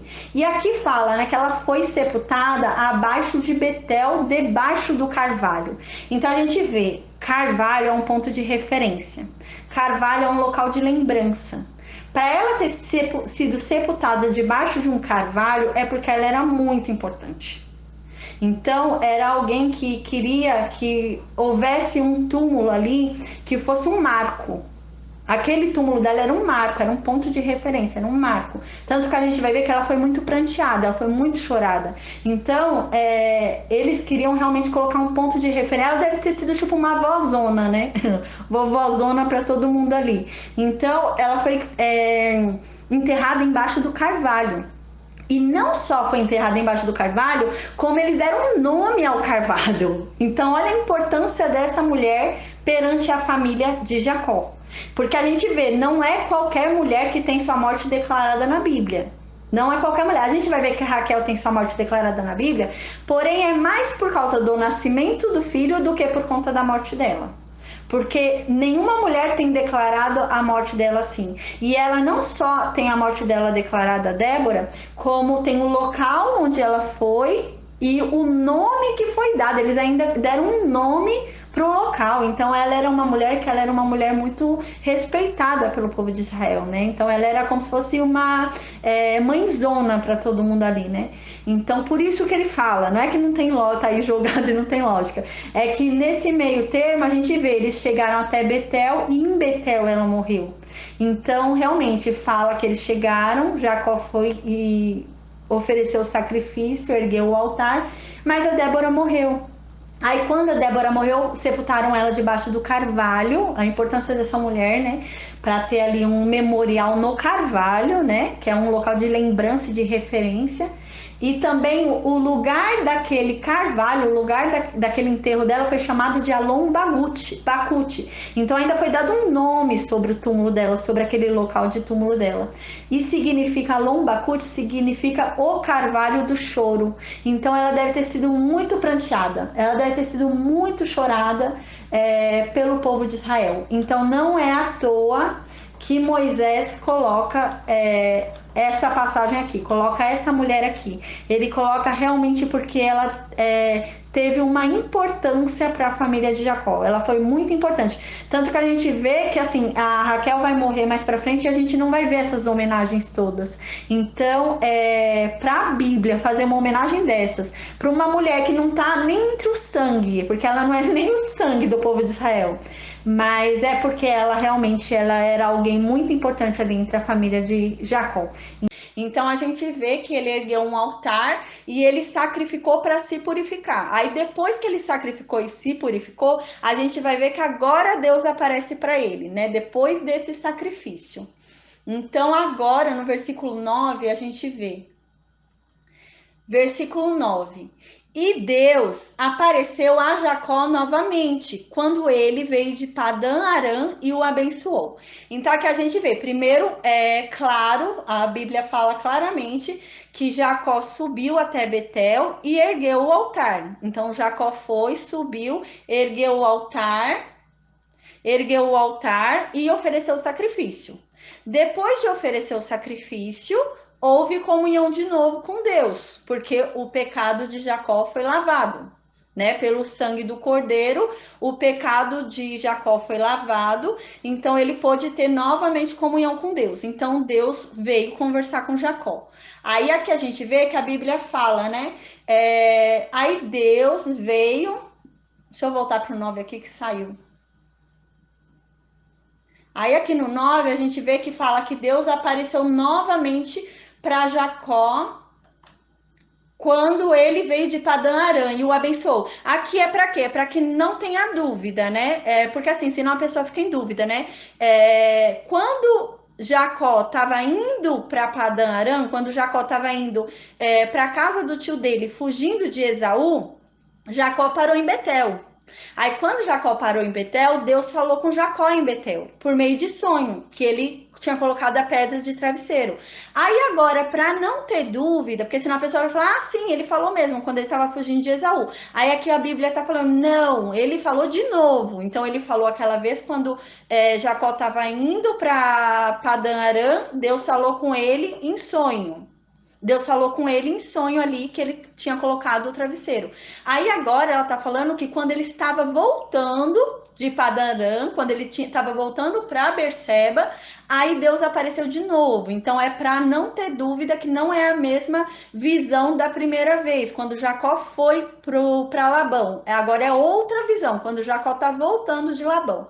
Aí aqui fala, e Deus apareceu de novo, né, a Jacó, quando ele voltou, ele estava voltando de Padã Arã, né, e o abençoou. Então a gente vê que ele saiu de Padã Arã e ele foi indo em sentido descendo, né, ele veio para Padã Arã, veio para Monte Gileade, que ele encontrou o Labão. Ele desceu para o Val de Jaboque, que ele teve a luta, aí ele desceu mais um pouco, teve lá o um encontro com Esaú também no Val de Jaboque, ele desceu mais um pouco, foi para Sucote, desceu mais um pouco, foi para Siquém, aí de Siquém ele desceu mais um pouco agora e está em Betel. né? Então ele estava descendo rumo à casa do pai dele mesmo. Ele vai descendo em sentido à casa do pai dele. Aí agora nessa descida ele encontra de novo com Deus. Aí aqui deixa bem claro que é um novo encontro. Senão a pessoa vai achar, ah, não, ele a família dele cometeu um pecado tão grande, é o primeiro encontro que está falando com Deus. Não é, esse é outro encontro. Aí aqui no versículo 10 diz: E Deus então disse para Jacó: Teu nome é Jacó. Teu nome não será mais chamado Jacó, mas Israel será o teu nome. E ele chamou o seu nome Israel. Então aqui parece meio redundante, né? Porque ele havia lutado com Deus e ali naquela luta, né? Como é muito claro ali que a luta foi com Deus. E então a gente entende que foi ali uma personificação de Jesus Cristo. Então ele lutou com Jesus Cristo ali e já havia dado para ele o nome de Israel e havia falado o porquê desse nome, né? Porque ele é aquele que luta com Deus e prevalece, né? Ou seja, não é aquele que luta contra Deus, é luta com Deus e Deus faz ele prevalecer. Então, se ele luta com Deus e prevalece, quanto mais com homens, né? Então, agora, por que Deus repete? Porque agora Jacó está em dúvida se ele não perdeu a bênção dele por culpa de Simeão e Levi. Ele fala, nossa, agora eu voltei a ser Jacó. Com os filhos desse eu voltei a ser Jacó. Deus não vai querer mais. Como que Deus vai querer que eu ainda leve no meu nome esse significado de Deus, né? No meu nome, eu vou falar de Deus, sendo que a minha família desonrou o nome de Deus. Então ele temeu que se ele ainda teria esse nome ou não. Então ele já não tinha mais a certeza disso. Ele já não tinha mais a certeza que Deus era com ele já tinha essas dúvidas, né? Então aí Deus vem para reafirmar, Deus vem para falar, não, o que eu falei contigo continua. O meu pacto contigo continua, prevalece. E você ainda é Israel. Você não deixou de ser Israel. Então, teu nome é Israel. Estou aqui confirmando o teu nome é Israel. E ele chamou o seu nome Israel. Ou seja, a partir de então, ele entendeu. Realmente eu sou Israel. Quando aqui no final fala, e ele chamou o seu nome Israel, é que desde então ele mudou. Ele falou, não me chama de Jacó, meu nome é Israel. Então, ele começou a impor para todo mundo que o nome dele era Israel. Então, a partir desse momento, ele realmente começou a se colocar como Israel, né? Então parece que até então ele não havia se colocado como Israel. Então, a partir de então, ele mesmo se coloca como Israel. Eu sou Israel. Então, ele começou a se chamar de Israel realmente, né? Então, Deus vem reafirmar a bênção, né? E Deus vem falar, realmente, você é aquele Israel, e além de reafirmar a bênção que já havia dado, além de reafirmar a identidade nova de Jacó, porque o nome Israel não é só uma bênção derramada sobre a vida de Jacó, mas é também a declaração de uma nova identidade sobre esse homem, porque esse homem ele precisava de uma nova identidade. Então, a gente viu que a identidade dele anterior era cheia de vícios de caráter, cheia de falhas. Então, houve uma mudança na identidade de Jacó. Jacó mudou a sua identidade, né? Ele foi um novo homem. Então, aqui realmente Deus está falando, não, sua identidade mudou, Jacó. Você não deixou de ser Israel porque seus filhos cometeram esse pecado. Você continua sendo Israel. Você mereceu, a sua identidade mudou, o seu caráter mudou e eu reconheço isso. Então Deus está fazendo isso, né? E Deus está trazendo à memória também isso, né? Essa conquista de Jacó, né? A conquista de Jacó que ele tanto sonhou. Então Deus está trazendo à memória para que Jacó seja reafirmado ali, fortificado. Aí no versículo 11. E Deus disse também para Israel: Eu sou o Deus Todo-Poderoso. Então aqui Deus está querendo falar o quê? Ó, Jacó, não esquece, eu posso tudo. Eu sou todo-poderoso. Uma vez que foi usado esse termo, foi quando Abraão não creu que a Sarai, Abraão e Sara não creram que teriam filhos por causa da menopausa já de Sara, e ele foi e engravidou Agar. Quando Deus voltou a falar com Abraão, Deus falou: Abraão, eu sou o Deus Todo-Poderoso. Então Deus falou: você acha que eu não posso? Então, aí o que acontece? Quando ele falou aquilo aquela vez, foi porque, vocês lembram? Jacó não, Abraão achou que Deus não podia fazer Sara engravidar depois da menopausa, né? Então, Deus voltou e falou, acorda, eu sou todo-poderoso. O que que você acha que eu não posso? Aqui é a mesma coisa. Deus está falando isso para Jacó. Por quê? Porque Jacó acreditou, tá tudo perdido. Agora todos vão me odiar, porque Canaã era um povo muito grande. E eles eram minoria ali no meio de Canaã. Então, eles estavam no meio de Canaã, aqui rodeados de Canaã. Então, se eles quisessem, eles exterminavam o povo de Jacó facilmente. Então, Jacó achou que era impossível, assim, né? Ele falou: Meu Deus, esse povo agora. E outra, assim, fora isso, a parte física, assim, a parte geográfica, que realmente eles estavam ao redor de Jacó, e Jacó era o menor e estava ali no meio. Também tem o fato do ódio do crime que aconteceu, né? Não foi uma bobeira que os filhos de Jacó fizeram, né? Foi algo abominável, foi algo assim que qualquer nação acha um absurdo, né? Então Jacó falou: Não, o que meus filhos fizeram, ninguém vai esquecer, ninguém vai perdoar. Não é possível que ninguém queira vingar os siquemitas. Então Jacó pensava isso, né? Então Deus fala para Jacó: Eu sou o Deus Todo-Poderoso. Você acha que eu não posso mudar a mente deles? Você acha que eu não posso proteger vocês? Você acha que eu não posso impedir que vocês sejam exterminados por causa do ódio das nações?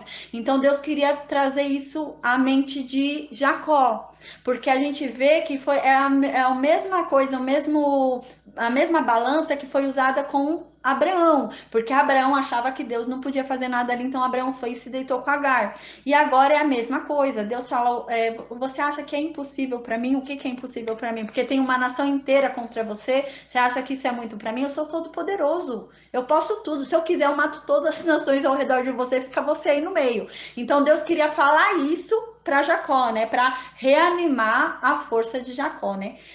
A gente vê como Deus era misericordioso com Jacó, né? Como ele tinha um cuidado com Jacó, né? Porque ele ainda se dava o trabalho de vir e reanimar a fé de Jacó, né? Deus vinha aí. A gente vê que com Abraão, Deus não falava tanto, né? Deus não vinha tanto falar tanto, porque Abraão tinha fé. Abraão tinha fé. Então Jacó já não. Jacó já falava: Ai, agora eu tô perdido. Então Jacó, assim, Abraão, a fé de Abraão era assim: Abraão acreditava no que Deus falava. Então Deus falava, Abraão falava: Ah, se Deus falou, Deus vai cumprir.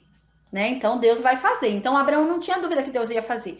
Então Abraão pensava: não importa o que aconteça, se Deus falou, Deus vai fazer.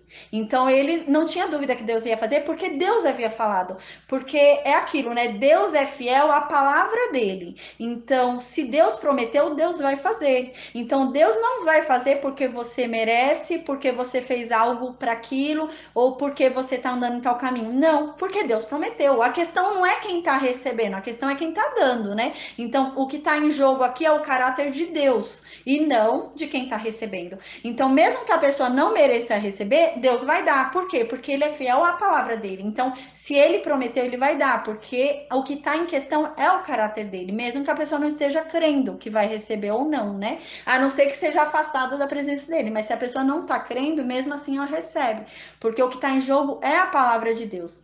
E aqui a gente vê que Jacó já não, Jacó tinha um certo problema. Jacó achava que Deus falava e voltava atrás no que falava. Jacó achava isso, que Deus podia falar e voltar atrás. Falar: não me arrependi, não é mais isso não. E Deus não é assim, ele não é de falar e voltar atrás no que falar. Ele pode falar e se esquecer de você. Porque você se esquece dele e ele então se esquece de você. Aí pode acontecer realmente, né? Assim como foi com Raquel, que Deus só se lembrou dela quando ela se voltou para ele, né? Então pode acontecer isso, mas não é que Deus voltou atrás no que ele falou. Deus não volta atrás no que ele fala. Se ele fala uma coisa, ele é fiel ao que ele falou, ele é fiel à palavra dele, né? Deus não é fiel a gente, Deus é fiel à palavra dele. Então, o que ele falou, ele cumpre, desde que nós façamos a nossa parte. Ele sempre coloca essa condição, igual ele fez com Abraão, igual ele fez com Isaac, igual ele fez com Jacó, né? Eu sou o Deus Todo-Poderoso, eu serei contigo, desde que você ande nos meus caminhos, você seja perfeito. Então Deus coloca condições. Então, se a pessoa obedece aquelas condições, Deus cumpre o que ele falou. Mas não é que Deus: eu me arrependi do que eu falei, não vou fazer mais, vou fazer o contrário do que eu falei. Não, Deus não faz isso. E Jacó achava que era assim. Jacó achava o quê? Ah, Deus falou que ia me fazer uma grande descendência e tal, só que agora Deus voltou atrás, não é mais justo, então Deus agora vai me exterminar. Então ele achava que era, ele não achava que era o julgamento dos homens, o problema de Jacó era o julgamento de Deus, ele achava que Deus era muito flexível, né? Ele achava que Deus ia fazer e depois não, depois sim, depois não, e ele achava muito isso. Aí é que a gente vê na continuidade do versículo 11. Então Deus diz para ele, né? Eu sou o Deus Todo-Poderoso. Seja frutífero e multiplique. Uma nação e uma multidão de nações virão de ti, e reis virão dos teus lombos. Então aqui Deus está falando, né? Eu sou todo poderoso. Se eu estou falando e eu posso tudo, você não vai acreditar no que eu estou falando? Se eu estou falando agora que reis vão vir de você, não importa o que aconteça daqui a 20 anos, reis vão vir de você. Eu estou falando, eu sou todo poderoso e eu estou falando. A minha palavra não basta, não tem ninguém acima de mim, a minha palavra não é o suficiente, né? Então ele fala, ó, eu sou todo poderoso e eu tô falando, você é frutífero, que você seja frutífero, que você se multiplique e continue vindo descendência sua, ou seja, sua descendência não tá amaldiçoada, eu não anulei a bênção que eu dei sobre vocês, né? O que aconteceu não me fez desistir de vocês, não extinguiu a bênção. E aqui Deus ainda vai e fala além. Deus já fala também de outras nações, né? Deus já fala que você não vai ser essa tribinho pequena igual você acha. Ah, eu sou um número menor. Não, você vai ser uma nação grande, né? Então aqui Deus fala, uma nação vai vir de você, que é a nação de Israel. E fala também, e uma multidão de nações virão de ti, que é a multidão de nações que vem por meio de Jesus Cristo, né? Por meio de Jesus Cristo, várias nações que não são da nação de Israel vêm por meio de Jesus Cristo e se tornam filhos de Abraão e detentores da promessa por meio da fé, né, em Jesus Cristo. Então aqui Deus já tá falando isso para ele também, para dar uma reanimada nele. E Deus fala também, e reis virão dos teus lombos. Tá falando dos reis que virão depois de Jesus Cristo. Por quê? Porque na Bíblia fala, Jesus Cristo é o rei dos reis. Ele é o rei dos reis, então ele é o rei de quem? Da gente. Então nós somos reis com Jesus Cristo, porque Jesus Cristo veio para nos colocar novamente na posição original, na posição da criação. E nós fomos feitos na criação para sermos reis na terra. Nós fomos feitos para dominarmos na terra. Então, Jesus Cristo nos coloca na posição original de reis. Então, ele é rei dos reis. Então, nós nos tornamos reis por meio de Jesus Cristo. Então, nós temos domínio sobre a terra por meio de Jesus Cristo, né? Então, Jesus Cristo é o rei dos reis, né? E nós nos tornamos reis mediante Jesus Cristo, né? Então, aqui ele já fala, Deus já adianta isso para Israel. Aí no versículo 12 diz: e a terra que eu dei a Abraão e a Isaque, a ti eu a darei, e para a tua semente depois de ti eu darei a terra. Então aqui ele tá querendo reafirmar, né? Assim, ó, eu já falei que o meu pacto continua contigo, a sua descendência vai ser numerosa, você vai ser tão grande que você não tem noção, vai ser uma nação, de você vai vir uma nação. E fora isso, ainda outras nações serão abençoadas através de ti. Então ele reafirma tudo isso, né? Fala que ainda a promessa da vinda do Salvador, do plano da salvação, continua sobre Jacó, sobre a descendência de Jacó. Sobre Jacó ainda continua a promessa da descendência numerosa, porém ainda há uma dúvida na cabeça de Jacó, né? Jacó fala, mas a terra prometida a gente perdeu, porque a gente derramou sangue inocente na terra prometida. Deus nos deu algo e a gente profanou o que Deus deu, né? Porque Deus nos deu uma terra, nos prometeu uma terra e a gente profanou o que era sagrado. Algo que pra gente é sagrado porque é a nossa bênção, é a nossa promessa, é o nosso milagre. Só que a gente foi lá e derramou sangue inocente na terra, né? A terra consumiu o sangue inocente daquele povo lá, sendo que não havia necessidade, aquela terra ia ser nossa. Então Jacó pensava o quê? Agora Deus não vai dar mais a terra. né? Deus vai me fazer numeroso, tá bom? A plano da salvação vai vir sobre mim, tal, vai vir de mim, mas a terra Deus não vai dar mais, porque derramamos sangue inocente, perdemos o direito à terra, porque a gente derramou sangue ali. Porém, aqui Deus está querendo falar, não, ó, com relação à terra, eu não anulei. Ela vai continuar sendo de vocês. Mesmo que vocês derramaram sangue inocente ali, a terra continua sendo de vocês. Vocês não perderam o direito da terra porque derramaram sangue inocente ali, porque ela continua sendo de vocês. Ela vai ser da descendência de vocês ainda, vai ser da sua descendência, Israel. Não, não anulei isso por conta do massacre que houve, eu não anulei isso. Vai continuar ainda na tua descendência aquela terra. Aí no versículo 13. E Deus subiu do lugar em que falou com Israel. A gente viu que no primeiro encontro que Deus teve com Israel foi em sonho, né? Que ele viu aquela escada onde anjos subiam e desciam, Deus estava lá em cima, então foi por sonho. Agora a gente vê que foi algo mais assim próximo, né? Foi algo presencial ali, porque fala que Deus subiu, Deus veio, falou com Jacó ali e subiu, né? Então a gente vê que é algo que ensina muito a gente, né? Porque assim, conforme a busca de Jacó, Jacó buscava muito a Deus, mas Jacó não sabia como buscar a Deus. Quando Jacó se permitiu ser tocado por Deus, né? E conhecer a Deus não por seus braços, né? Mas de coração, ele começou a aumentar o processo de comunhão com Deus, porque a gente vê que primeiro ele tem ele primeiro tem um contato por sonho. Aí o contato já vira um contato físico, por meio de luta. Aí já vira um contato de visita, ele já recebe visita de Deus. Então você vê, conforme você busca, conforme você conhece, você começa a ter conhecimento de Deus, a presença dele aumenta e as formas como ele começa a ter um contato com você começam a mudar realmente. Você começa a ter uma intimidade maior. Você vê que agora Jacó já tem uma intimidade maior com Deus, que ele estava ali falando com Deus, na presença de Deus, e Deus subiu. Ele viu Deus subindo, assim, então você já vê que a intimidade de Jacó, como mudou, né? Como vai crescendo, né? Conforme vai buscando. Conforme vai buscando da forma certa, né? Quando Jacó parou de buscar pelo braço dele, começou a buscar da forma correta, como foi aumentando a intimidade dele com Deus, a comunhão dele com Deus foi aumentando, né?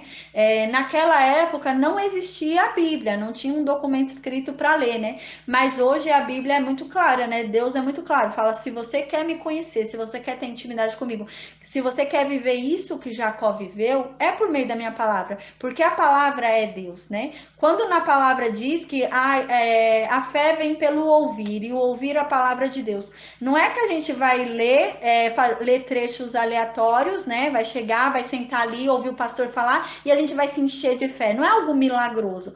Mas o que quer dizer ali? Quer dizer que conforme a gente vai lendo a palavra de Deus, a gente vai conhecendo Deus. A partir do momento que a gente começa a conhecer Deus, a gente começa a entender do que Ele é capaz. Quando a gente começa a perceber do que Deus é capaz, quando a gente começa a perceber que Ele é o Todo-Poderoso, a gente olha para o problema e fala: ah, você não é nada. Porque a fé é aumentada não por um ato milagroso, que você abriu a Bíblia, leu a sorte lá, sabe? Abriu a Bíblia em qualquer versículo e leu ali, vai aumentar a minha fé. Não.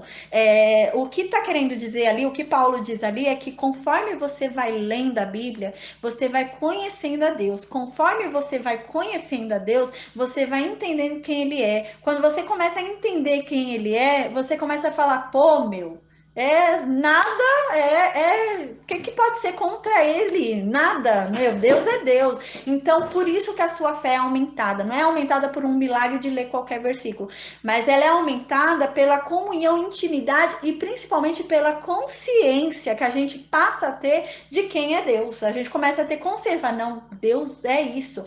Esse problema que está acontecendo na minha vida não é nada, porque Deus é o Todo-Poderoso. Então, é isso que quer dizer, né? Então, a gente vê, né, como Jacó viveu isso, mas nessa época não tinha Bíblia, mas ele buscava a Deus, né? E ele não só buscar, né? A gente tem que buscar a Deus, é claro, mas a gente tem que se permitir ser tocado por Deus, ser usado por Deus. E Jacó permitia isso, porque tem muita gente que acha que é só buscar, mas não quer ser tocado, não quer permitir ser usado, né? Às vezes você tá ali comendo, comendo, comendo, só que você está guardando fruto em você, você não distribui o fruto que você está recebendo, né? E isso não é, você não está trabalhando para Deus, né? Deus dá algo pra gente, dá frutos pra gente, só que não adianta a gente só a gente comer e deixar ele apodrecer dentro de nós, a gente enterrar dentro de nós, né? A gente tem que pegar os dons que Deus nos dá, né? E também passar adiante, oferecer os frutos adiante, né? Para que Deus se agrade. Não tem nada a ver com o que eu estava falando, mas eu senti vontade de falar isso, gente. Tem nada a ver com o versículo que eu estava falando, mas aí veio para eu falar isso, mas amém. Aí no versículo 14, né? Deus subiu, né? Aí no versículo 14 diz: E Jacó levantou um pilar no lugar em que falou com Deus, um pilar de pedra. E ele derramou uma oferta de bebida, né? Um vinho, derramou vinho no pilar e derramou óleo no pilar. Aí a gente vai falar: nossa, Jacó era um pastor de ovelhas, tinha um monte de gado ali, que canguinha. Em vez de oferecer um animal para Deus, ele vai derramar vinho para Deus, né? Mas não, a gente lembra que o sacrifício já foi dado, né? Então, você não vai matar duas vezes se não há necessidade, naquela época, né? Não ia matar duas vezes um cordeiro se não há necessidade. Um sacrifício bastava, né?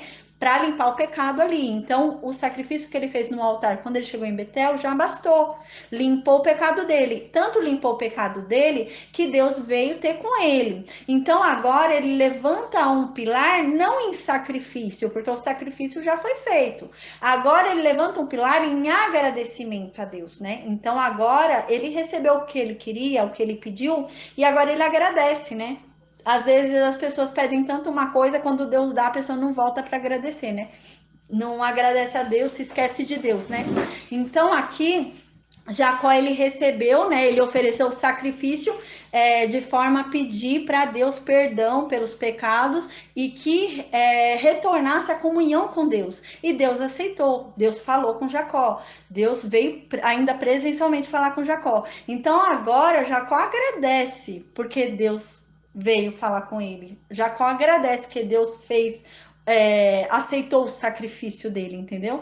Porque às vezes a gente faz algum sacrifício, Deus faz e a gente não agradece, né? Às vezes a gente vai, faz um jejum, né, para Deus em um objetivo, acontece e a gente não volta para agradecer a Deus, né? Então aqui a gente vê que Jacó foi e agradeceu a Deus. Então ele levanta um pilar em homenagem a Deus, né? Como memória de que Deus apareceu ali para ele, Deus perdoou ele ali, né? E Deus reafirmou a benção dele ali. Aí ele derrama vinho, porque nessa época era comum você fazer o derramamento de sangue, o sangue é vida, e o sangue era entregue para Deus, né? Porque a vida é de Deus e a vida volta para Deus. Então você fazia o derramamento de sangue do cordeiro inocente e dava uma vida limpa de pecados para Deus, né? Para ele se agradar da oferta e perdoar seus pecados. Então agora o que ele faz? Ele não vai derramar um sangue para Deus se agradar, né? Porque a gente também fazia oferta, antigamente se fazia ofertas também, igual por exemplo a oferta de Abel, né? Abel fez uma oferta e derramou sangue da oferta, né? Ele matou um cordeiro e derramou sangue da oferta e Deus se agradou daquele sangue que foi derramado, porque foi uma oferta. Mas aqui Jacó já havia feito o derramamento de um sangue, então Jacó não fez outro derramamento de um sangue. Então Jacó faz um simbolismo. Jacó derrama vinho no lugar do sangue. É como se Jacó estivesse oferecendo sangue ali, mas ele oferece o vinho, né? Então isso já nos lembra também a nossa ceia, né? Que a gente vai ver depois que ela veio no lugar da Páscoa, né? Hoje não existe mais Páscoa, hoje a Páscoa é a Santa Ceia, né? Porque a Páscoa antes era uma festa para alegria, para a gente se alegrar pela libertação dos escravos no Egito. Então, eles comemoravam a libertação, né? Então, todo ano tinha Páscoa para eles se lembrarem de que eles foram libertos da escravidão no Egito. Mas hoje nós comemoramos a libertação dos nossos pecados. Então, a Páscoa, que era a libertação da escravidão, era já um ensinamento de Deus que hoje nós comemoramos a libertação dos nossos pecados por meio de Jesus Cristo. Aí aqui ele já havia feito um sacrifício de sangue, então agora ele faz uma oferta de bebida, né? Ele oferece ali um vinho e ele derrama óleo. O óleo ali, o azeite, né? É como se fosse ungindo, ele tá ungindo ali o local, né? Então o azeite é para mostrar que ali é um local muito importante, porque azeite era muito caro nessa época, né? Não era uma coisa barata, né? Então era uma coisa muito cara, assim, era uma coisa que não se usava assim de qualquer jeito, né? Então ele derrama ali como prova, né, de unção ali daquele local. Então, agora no versículo 15. E Jacó chamou Betel, o nome do lugar onde Deus falou com ele, né? Que Betel ele já havia falado, né? Que é a casa de Deus. Então a gente vê, né, que aqui só repete que ele já tinha falado esse nome quando ele teve aquele sonho, né? Aí no versículo 16. E eles, né, Jacó, depois desse encontro com Deus, desse tempo com Deus, eles pegaram e saíram de Betel, né, porque ali é a casa de Deus, eles não iam ficar ali muito tempo, porque ali é um lugar santo. Então ali não é um lugar para você morar, porque é um lugar santo, né, e ali ele não era santo para morar ali, né, nem ninguém dele. Então era ali um lugar de passagem, não podia morar ali porque ali é um lugar santo. Então eles partiram dali. E tá falando aqui que era um curto caminho para chegar até Efrata. Efrata era Belém, né? Aí Raquel, a mulher de Jacó, irmã da Lia, mãe de José, ela começou a entrar em trabalho de parto. Ela estava tendo já o segundo filho dele, né? Depois de um determinado tempo. Porque aqui a gente lembra que José devia ter uns 12 anos, né? 11, 12 anos. Porque se Diná tinha uns 12, 13 anos, Jacó devia ter uns 11, 12 anos aqui. Então ela estava tendo o Benjamim, né? Só que ela teve muita dificuldade no parto. Aí no versículo 17 diz: E aconteceu que, quando ela estava com dificuldades no parto, a parteira disse para Raquel: Não temas, tu terás este filho também. A gente lembra que quando ela teve José, ela deu o nome do filho dela de José, porque José significa me dê outro filho, né? Que Deus vai me dar outro filho, significa isso o nome dele, né? E a gente vê que agora a parteira procura acalmar ela, querendo dizer, ó, o que você falou, né? O José já fala que Deus vai me dar outro filho, realmente ele vai te dar, calma que esse vai nascer, né? Você vai ter esse filho também, ele vai nascer, fica calma. Ela tenta consolar a Raquel dessa forma, né? A gente tem que ter cuidado com o que a gente pede, né? Do jeito que a gente pede, do jeito que a gente fala, né? Porque a Bíblia mesmo diz, né? Você recebe mal porque pede mal. Muita gente recebe mal porque pede mal. Porque, igual, por exemplo, muita gente fala, eu quero um milagre. Às vezes tá tudo bem na vida da pessoa. A pessoa não tem problema nenhum na vida dela. A pessoa tá falando, eu quero um milagre, eu quero viver um milagre. A pessoa tá pedindo errado. Por quê? Porque para você viver um milagre, tem que haver um problema, tem que haver algo impossível. Porque o milagre ele só vem quando há algo impossível. Então você está pedindo um problema impossível para você quando você está pedindo um milagre. Então a gente tem que ter cuidado com o que pede. Aí na Bíblia mesmo diz: recebe mal porque pede mal. E é verdade. Se você souber pedir, Deus vai te dar o que você está pedindo. Igual se você pede paciência. Deus não vai te dar a paciência. Deus vai te dar momentos, problemas para você aprender a lidar com a paciência. Então a gente tem que ter cuidado com o que a gente pede, porque senão a gente pede problema pra gente. Tá tudo bem e a gente vai pedir um problema. Então tem que ter muito cuidado com o que pede.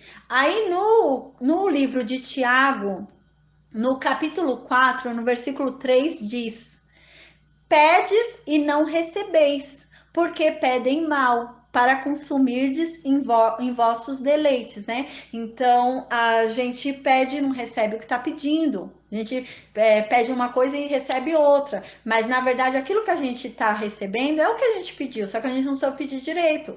Então aí Deus está dando um meio para a gente chegar naquilo, porque a gente não soube pedir direito, né? Então a gente tem que ter cuidado com o que pede, igual aqui a Raquel, ela profetizou, né, que ela teria um outro filho, determinou ali, Deus vai me dar outro filho. Deus deu, né? Ela falou, pediu, Deus deu. Só que ela não ficou com o filho para cuidar do filho, né? Mas por quê? Porque não pediu direito. Tem que pedir direito, não pode pedir pela metade, você tem que especificar. Porque assim, na Bíblia fala, né? Deus fala, né, que Deus gosta que a gente fale com ele, né? Então, igual você vê, né? Quando na Bíblia fala, Deus, Jesus Cristo vinha, você quer ser curado? É claro que quer ser curado. Quem não quer ser curado, né?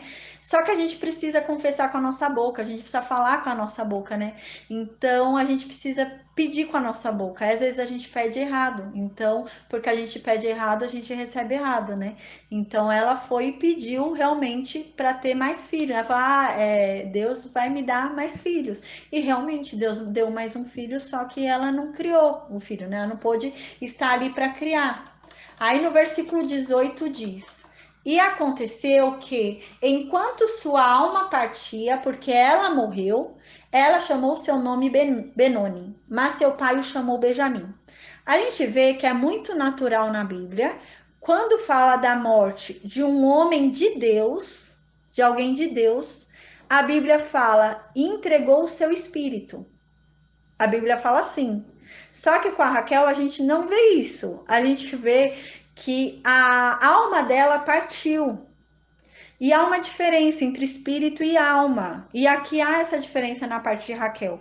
Por quê? Porque assim, quando a gente for ver, se a gente for ver, Abraão, quando fala de Abraão, fala que Abraão entregou o seu espírito.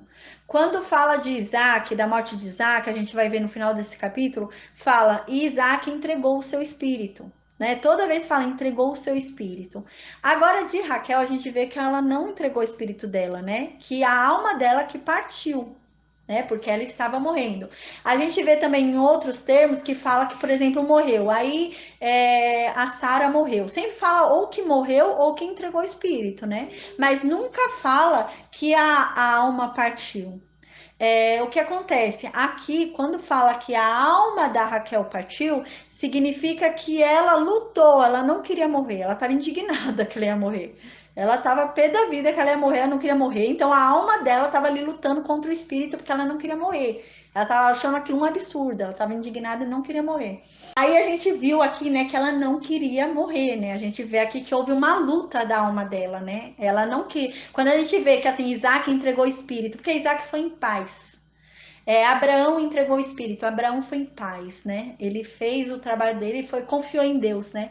Agora a gente vê que Raquel não. Raquel estava tão indignada que ela deu um nome ruim para o filho dela, deu um nome predizendo algo ruim na vida dele, como se fosse uma maldição para ela, o filho dela. Então a gente vê que ela estava indignada, ela não queria morrer realmente, a mulher estava doida.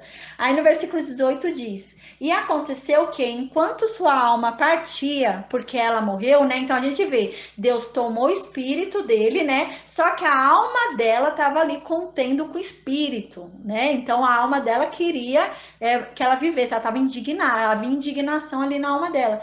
Porém, se o espírito sai, a alma sozinha não é nada. Então a alma dela não é nada perante o espírito. Então o espírito saiu, a alma dela partiu, não tinha o que fazer, né?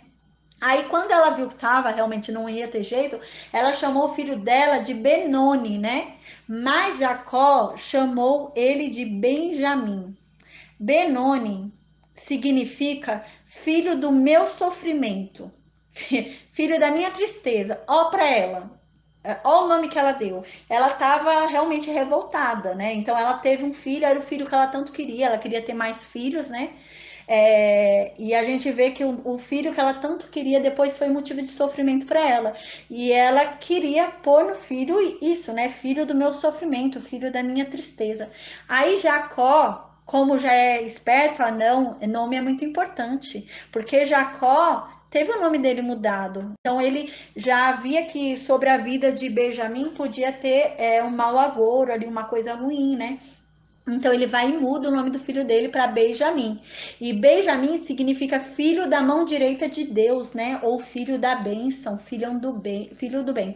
A gente vai ver que esses dois nomes, eles vão se cumprir sobre a vida do filho. Porque era muito importante antigamente você colocar o nome do seu filho, designar o nome do seu filho, e ao longo do tempo você via que eram promessas, profecias eram feitas por meio do nome. Então, o nome era muito importante, igual o nome de Noé. O nome de Noé foi dado, né, pelo pai dele, e o pai dele falou: você é quem vai nos salvar, né, de todo esse mal, né, de toda essa coisa que há aqui no mundo, desse pecado, né. Então, a gente vê a importância do nome, né, e Jacó sabia isso. E realmente os dois nomes se cumprem, o filho do sofrimento e o filho da mão de Deus. O filho do sofrimento, infelizmente, a gente vai ver, vai haver um fato depois que vai quase levar ao extermínio de Benjamim, da tribo de Benjamim. Eles vão ser quase mortos. Eles vão ser depois a tribo mais, a menor tribo que vai existir, eles vão ser, porque eles vão ser quase exterminados por conta de um pecado grave que eles vão cometer. Então, realmente, a gente vê que Benoni vai se cumprir sobre a vida de Benjamim, porém, o nome que Jacó deu também vai se cumprir sobre a vida de Benjamim, porque de Benjamim vai vir o primeiro rei de Israel, que é Saul. Então, a gente vê que os dois nomes realmente vão se cumprir sobre a vida de Benjamim, né?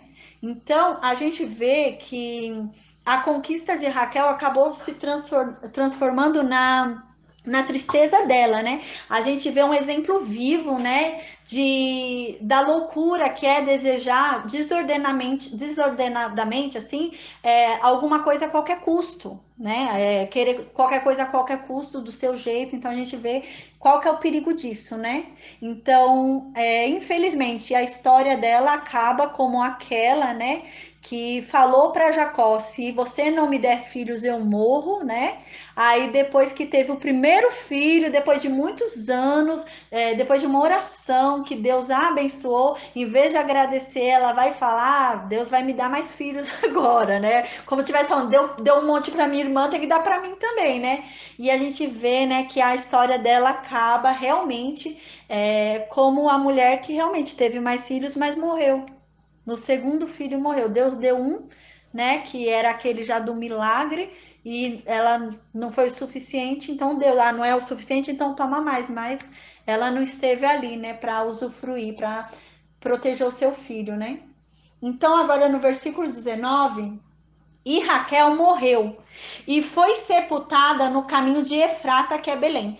A gente vê aqui que algo aconteceu, porque o sepultamento era algo muito importante nessa época, tanto que a gente viu que Débora foi sepultada embaixo de um carvalho, foi nomeado, foi dado um nome ali no carvalho. A gente vê que Sara foi sepultada ali, né? Abraão comprou uma sepultura para Sara, né? Então era algo importante o local de sepultamento, não era qualquer coisa. E a gente vê que aqui Jacó, ele enterrou ela no caminho. Não era nem na cidade, não foi na cidade de Belém, ele enterrou ela no caminho, né? E a gente observa depois ao longo da história que ele não volta para pegar. Ele podia ter feito igual vão fazer com os ossos de José, que vão pegar e levar. Ele não volta para pegar. Então nem José, nem os filhos dela não voltam para pegar, fica ali. Aí a gente vê que ela não é enterrada no túmulo da família, onde está Abraão e Sara, onde está Rebeca e Isaac. Ela não é enterrada ali.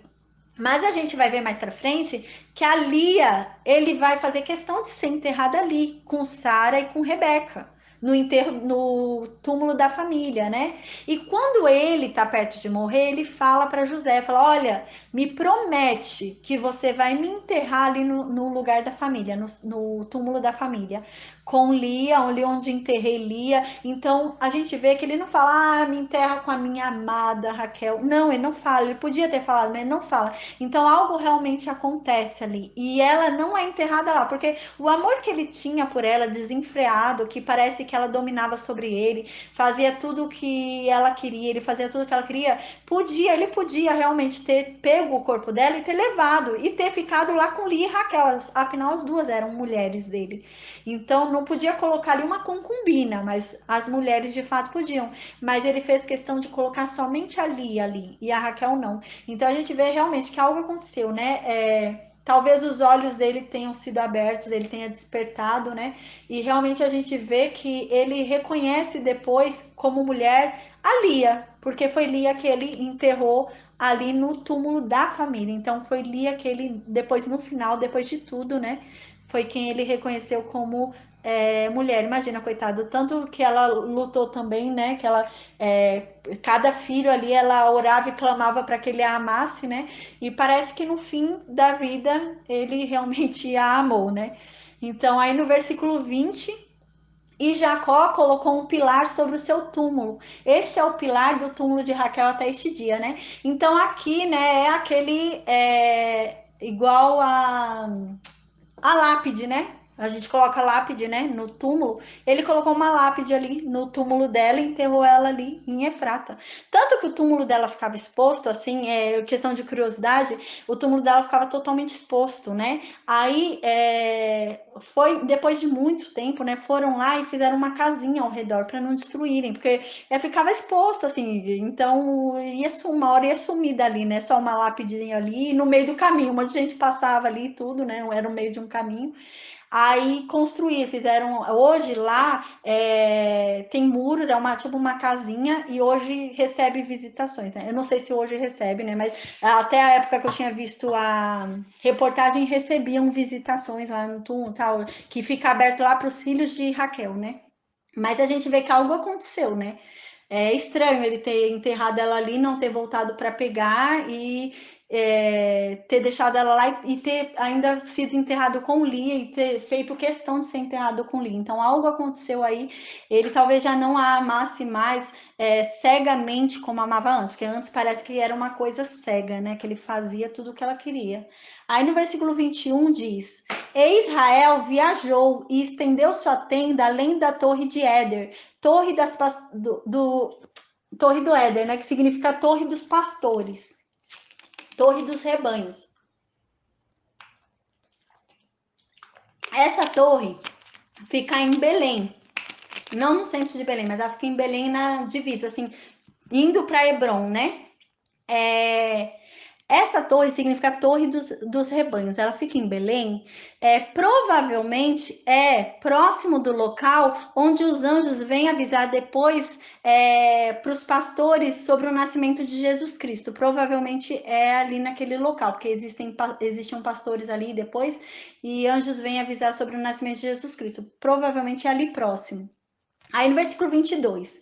E aconteceu que quando Israel habitou naquela terra, né, em Belém, Ruben foi e se deitou com Bila, concubina de seu pai, né? Ele habitou ali na torre de Éder, na torre do rebanho, que fica em Belém, né? Mas provavelmente era ali na extremidade de Belém, não era no centro de Belém, devia ser na extremidade.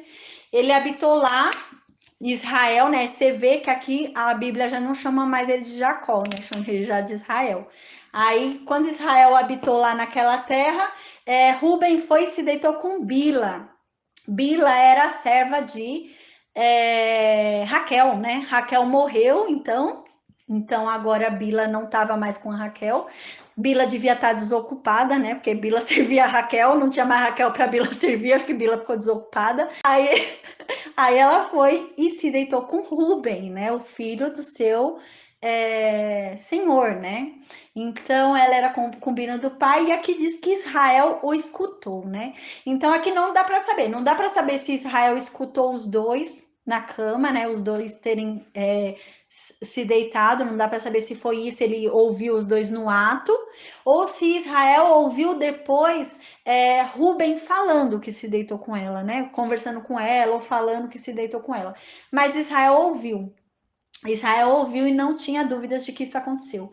A gente vê que Israel ouviu e Israel não faz nada, né? Israel não fala nada, fica na dele, né? Fica tranquilo, não faz nada. Tem ali uma paz, né? Que é aquela paz que excede todo entendimento humano. Então ele não faz nada, ele fica na dele, né? Só realmente na morte dele que a gente vai ver que ele aí ele vai fazer, né? Ele vai tirar a primogenitura de Rubem. Mas aí a gente vê que, por enquanto, Jacó mudou totalmente, né? Um homem já pacífico, né? Manso, tranquilo, né? Então, sábio, né? Então ele espera o momento certo, finge que não tá sabendo de nada, espera o momento certo. Até porque, realmente, talvez se ele tivesse falado naquele momento, né? Os filhos novos, cabeça de ervilha, né? Que mataram todos os siquemitas, talvez tentassem alguma coisa contra Rubem, né? Talvez os irmãos mesmo ali criassem uma briga entre eles. Então Jacó foi muito inteligente, Israel foi muito sábio, assim, né? E ele esperou para falar isso muitos anos depois, muitos anos, e os filhos já eram mais velhos quando falou, já eram homens com filhos, né? Então já eram homens já com outra cabeça. Aqui Rubem não tinha filho, nenhum deles tinha filho, Rubem era o mais velho, né? Então Jacó foi muito esperto, Israel foi muito esperto e decidiu não falar, porque senão realmente os filhos podiam tentar alguma coisa ali por causa da desonra que o pai sofreu, né? Se o fato da irmã dele ter se deitado com consentimento, eles já mataram uma cidade inteira, né? Imagina eles saberem que o irmão deles desonrou o pai e tal. Então eles podiam tentar alguma coisa ali. Então Jacó, uma forma muito sábia, inteligente, resolveu não falar. Aí só realmente na hora da morte que ele vem e fala na frente de todos os filhos, mas daí eles já são mais velhos, já têm filhos, então não já teria mais cabeça, né? Não é mais cabeça de ervilha. Então aí agora eles já teriam uma cabeça melhor. Aí no versículo 23. Aí é que a gente vê, né, que no finalzinho desse versículo fala os filhos de Jacó eram 12, né? Como nasceu mais um filho, o Benjamim, então agora Moisés está querendo lembrar quantos filhos Jacó tem, né? Porque agora a gente já vai começar a história de José, e depois da história de José, a gente já entra nas 12 tribos. Então, agora ele quer finalizar como que houve a construção dessas 12 tribos.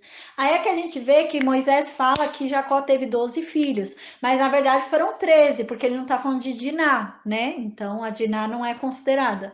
Mas são os 12 filhos, porque ele quer agora mostrar o contexto em que entram as 12 tribos, porque já está perto da gente entrar nas 12 tribos. Então, ele quer mostrar esse contexto, né? Então, a gente vai entrar já na história de José, que vai explicar como é que surgiu a escravidão, por que eles se tornaram servos no Egito, e depois a gente já vai começar a entender como é que se desenhou essas 12 tribos, né? Então, Moisés só está querendo mostrar esse desenho para a gente, né?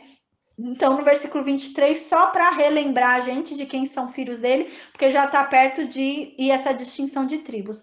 Aí fala no versículo 23. Os filhos de Lia foram Ruben, aí é que a Bíblia fala, né? Primogênito de Jacó, né? Não tinha necessidade de colocar, mas a Bíblia coloca de novo. Por quê? Pra gente lembrar. Ah, ele é o primogênito de Jacó e foi ele que se deitou com a mulher do pai, né? Então já tá chamando uma atenção especial para isso. Porque ele profanou a cama do pai, então ele era primogênito, ele tinha sobre ele uma bênção. E ele perdeu por desonra, né? Por ter desonrado o pai, né? Deitado na cama do pai. Então aqui a Bíblia já chama a atenção da gente a esse fato dele ser primogênito. E Simeão e Levi, né? Que são os dois que foram lá e mataram os siquemitas. E Judá, e Issacar e Zebulon. Os filhos de Raquel são José e Benjamim, né, que é o que nasceu agora quando ela morreu. Parece assim mais para a gente que a morte de Raquel foi relatada não por consideração à morte dela em si, mas, até porque é muito difícil relatar a morte de uma mulher, né? Assim, na Bíblia. A única que a gente vê uma descrição real da morte foi a Débora, né? E a Sara falou com relação ao tempo. Mas não deu tanta descrição. Agora a Débora a gente vê que foi bem lamentada. Mas aqui a gente vê que Raquel foi mais falada da morte dela por conta do nascimento de Benjamim. Então, ali, o maior interesse de Moisés não foi nem falar sobre a morte de Raquel, mas sim sobre o nascimento de Benjamim, né? E onde Raquel foi sepultada, por coincidência, né, por incrível que pareça, depois vem a ser, por sorteio, a terra de Benjamim. Benjamim vem a morar, a tribo de Benjamim, né? Vem a receber aquela terra por sorteio depois, né? Por incrível que pareça. Aí os filhos, no versículo 24, os filhos de Raquel são José e Benjamim. No versículo 25, e os filhos de Bila, né? Que foi a que se deitou com o Ruben, que era serva de Raquel, né? Então foram Dan e Naphtali. Aí no versículo 26, e os filhos de Zilpa, que era serva de Lia, foram Gade e Asser. Estes são os filhos de Jacó que lhe nasceram em Padã Arã. Coloca que eles nasceram em Padã Arã, só que Benjamim não nasceu em Padã Arã. Benjamim nasceu em Efrata, né? Onde ali o caminho de Efrata, não foi nem em Efrata, ele nasceu a caminho de Belém, né? Não foi em Belém que José não, Benjamim nasceu. Então, aí no versículo 27 diz: E Jacó veio a Isaac, seu pai, em Manre, né? Então aqui a gente vê que Isaac já não morava mais em Berseba. Quando Jacó saiu para ir até Padã Arã, fugido de Esaú, Jacó morava em Berseba. Agora Jacó já não morava mais em Berseba, Isaac não morava mais em Berseba. Isaac agora morava em Hebrom, ali onde era o Carvalhais de Manre, onde Abraão morou. Né? Então ele agora morava ali, Isaac, né? Então Jacó veio a Isaac, né, seu pai ali no Carvalhais de Manre, e ele foi ficar ali, ele ficou ali morando ali com o pai dele, né? E o pai dele, Isaac, morreu com 180 anos. Quando Isaac morreu, Jacó tinha 120 anos, né? Então, Isaac morreu com 180, Jacó tinha 120 anos. Quando Isaac morreu, José tinha 29 anos de idade. José já estava no Egito e faltava um ano já para ele virar governador. Então, quando José foi dado por morto, foi vendido para o Egito, Jacó já morava com Isaac. Então, Jacó e Isaac moravam juntos e Isaac viu esse evento, né? Ele só não chegou a ver o neto dele governador, mas ele chegou a ver esse evento da suposta morte de José. Aí no versículo 29, Isaac entregou o espírito. Aqui a gente vê a diferença de Raquel e Isaac, né? A gente vê que Isaac entregou o espírito, assim como Abraão, né? A gente vai ver quando Jacó morrer também, vai falar isso.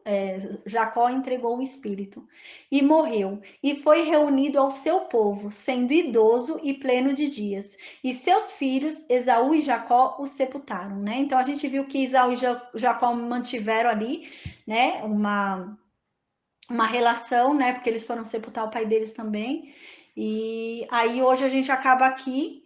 Aí no próximo a gente lê o capítulo 36, que vai ser sobre a descendência de Edom. Descendência de Esaú, né? Que é Edom. Aí a gente estuda na próxima aula, tá bom? Aí a gente finaliza hoje aqui.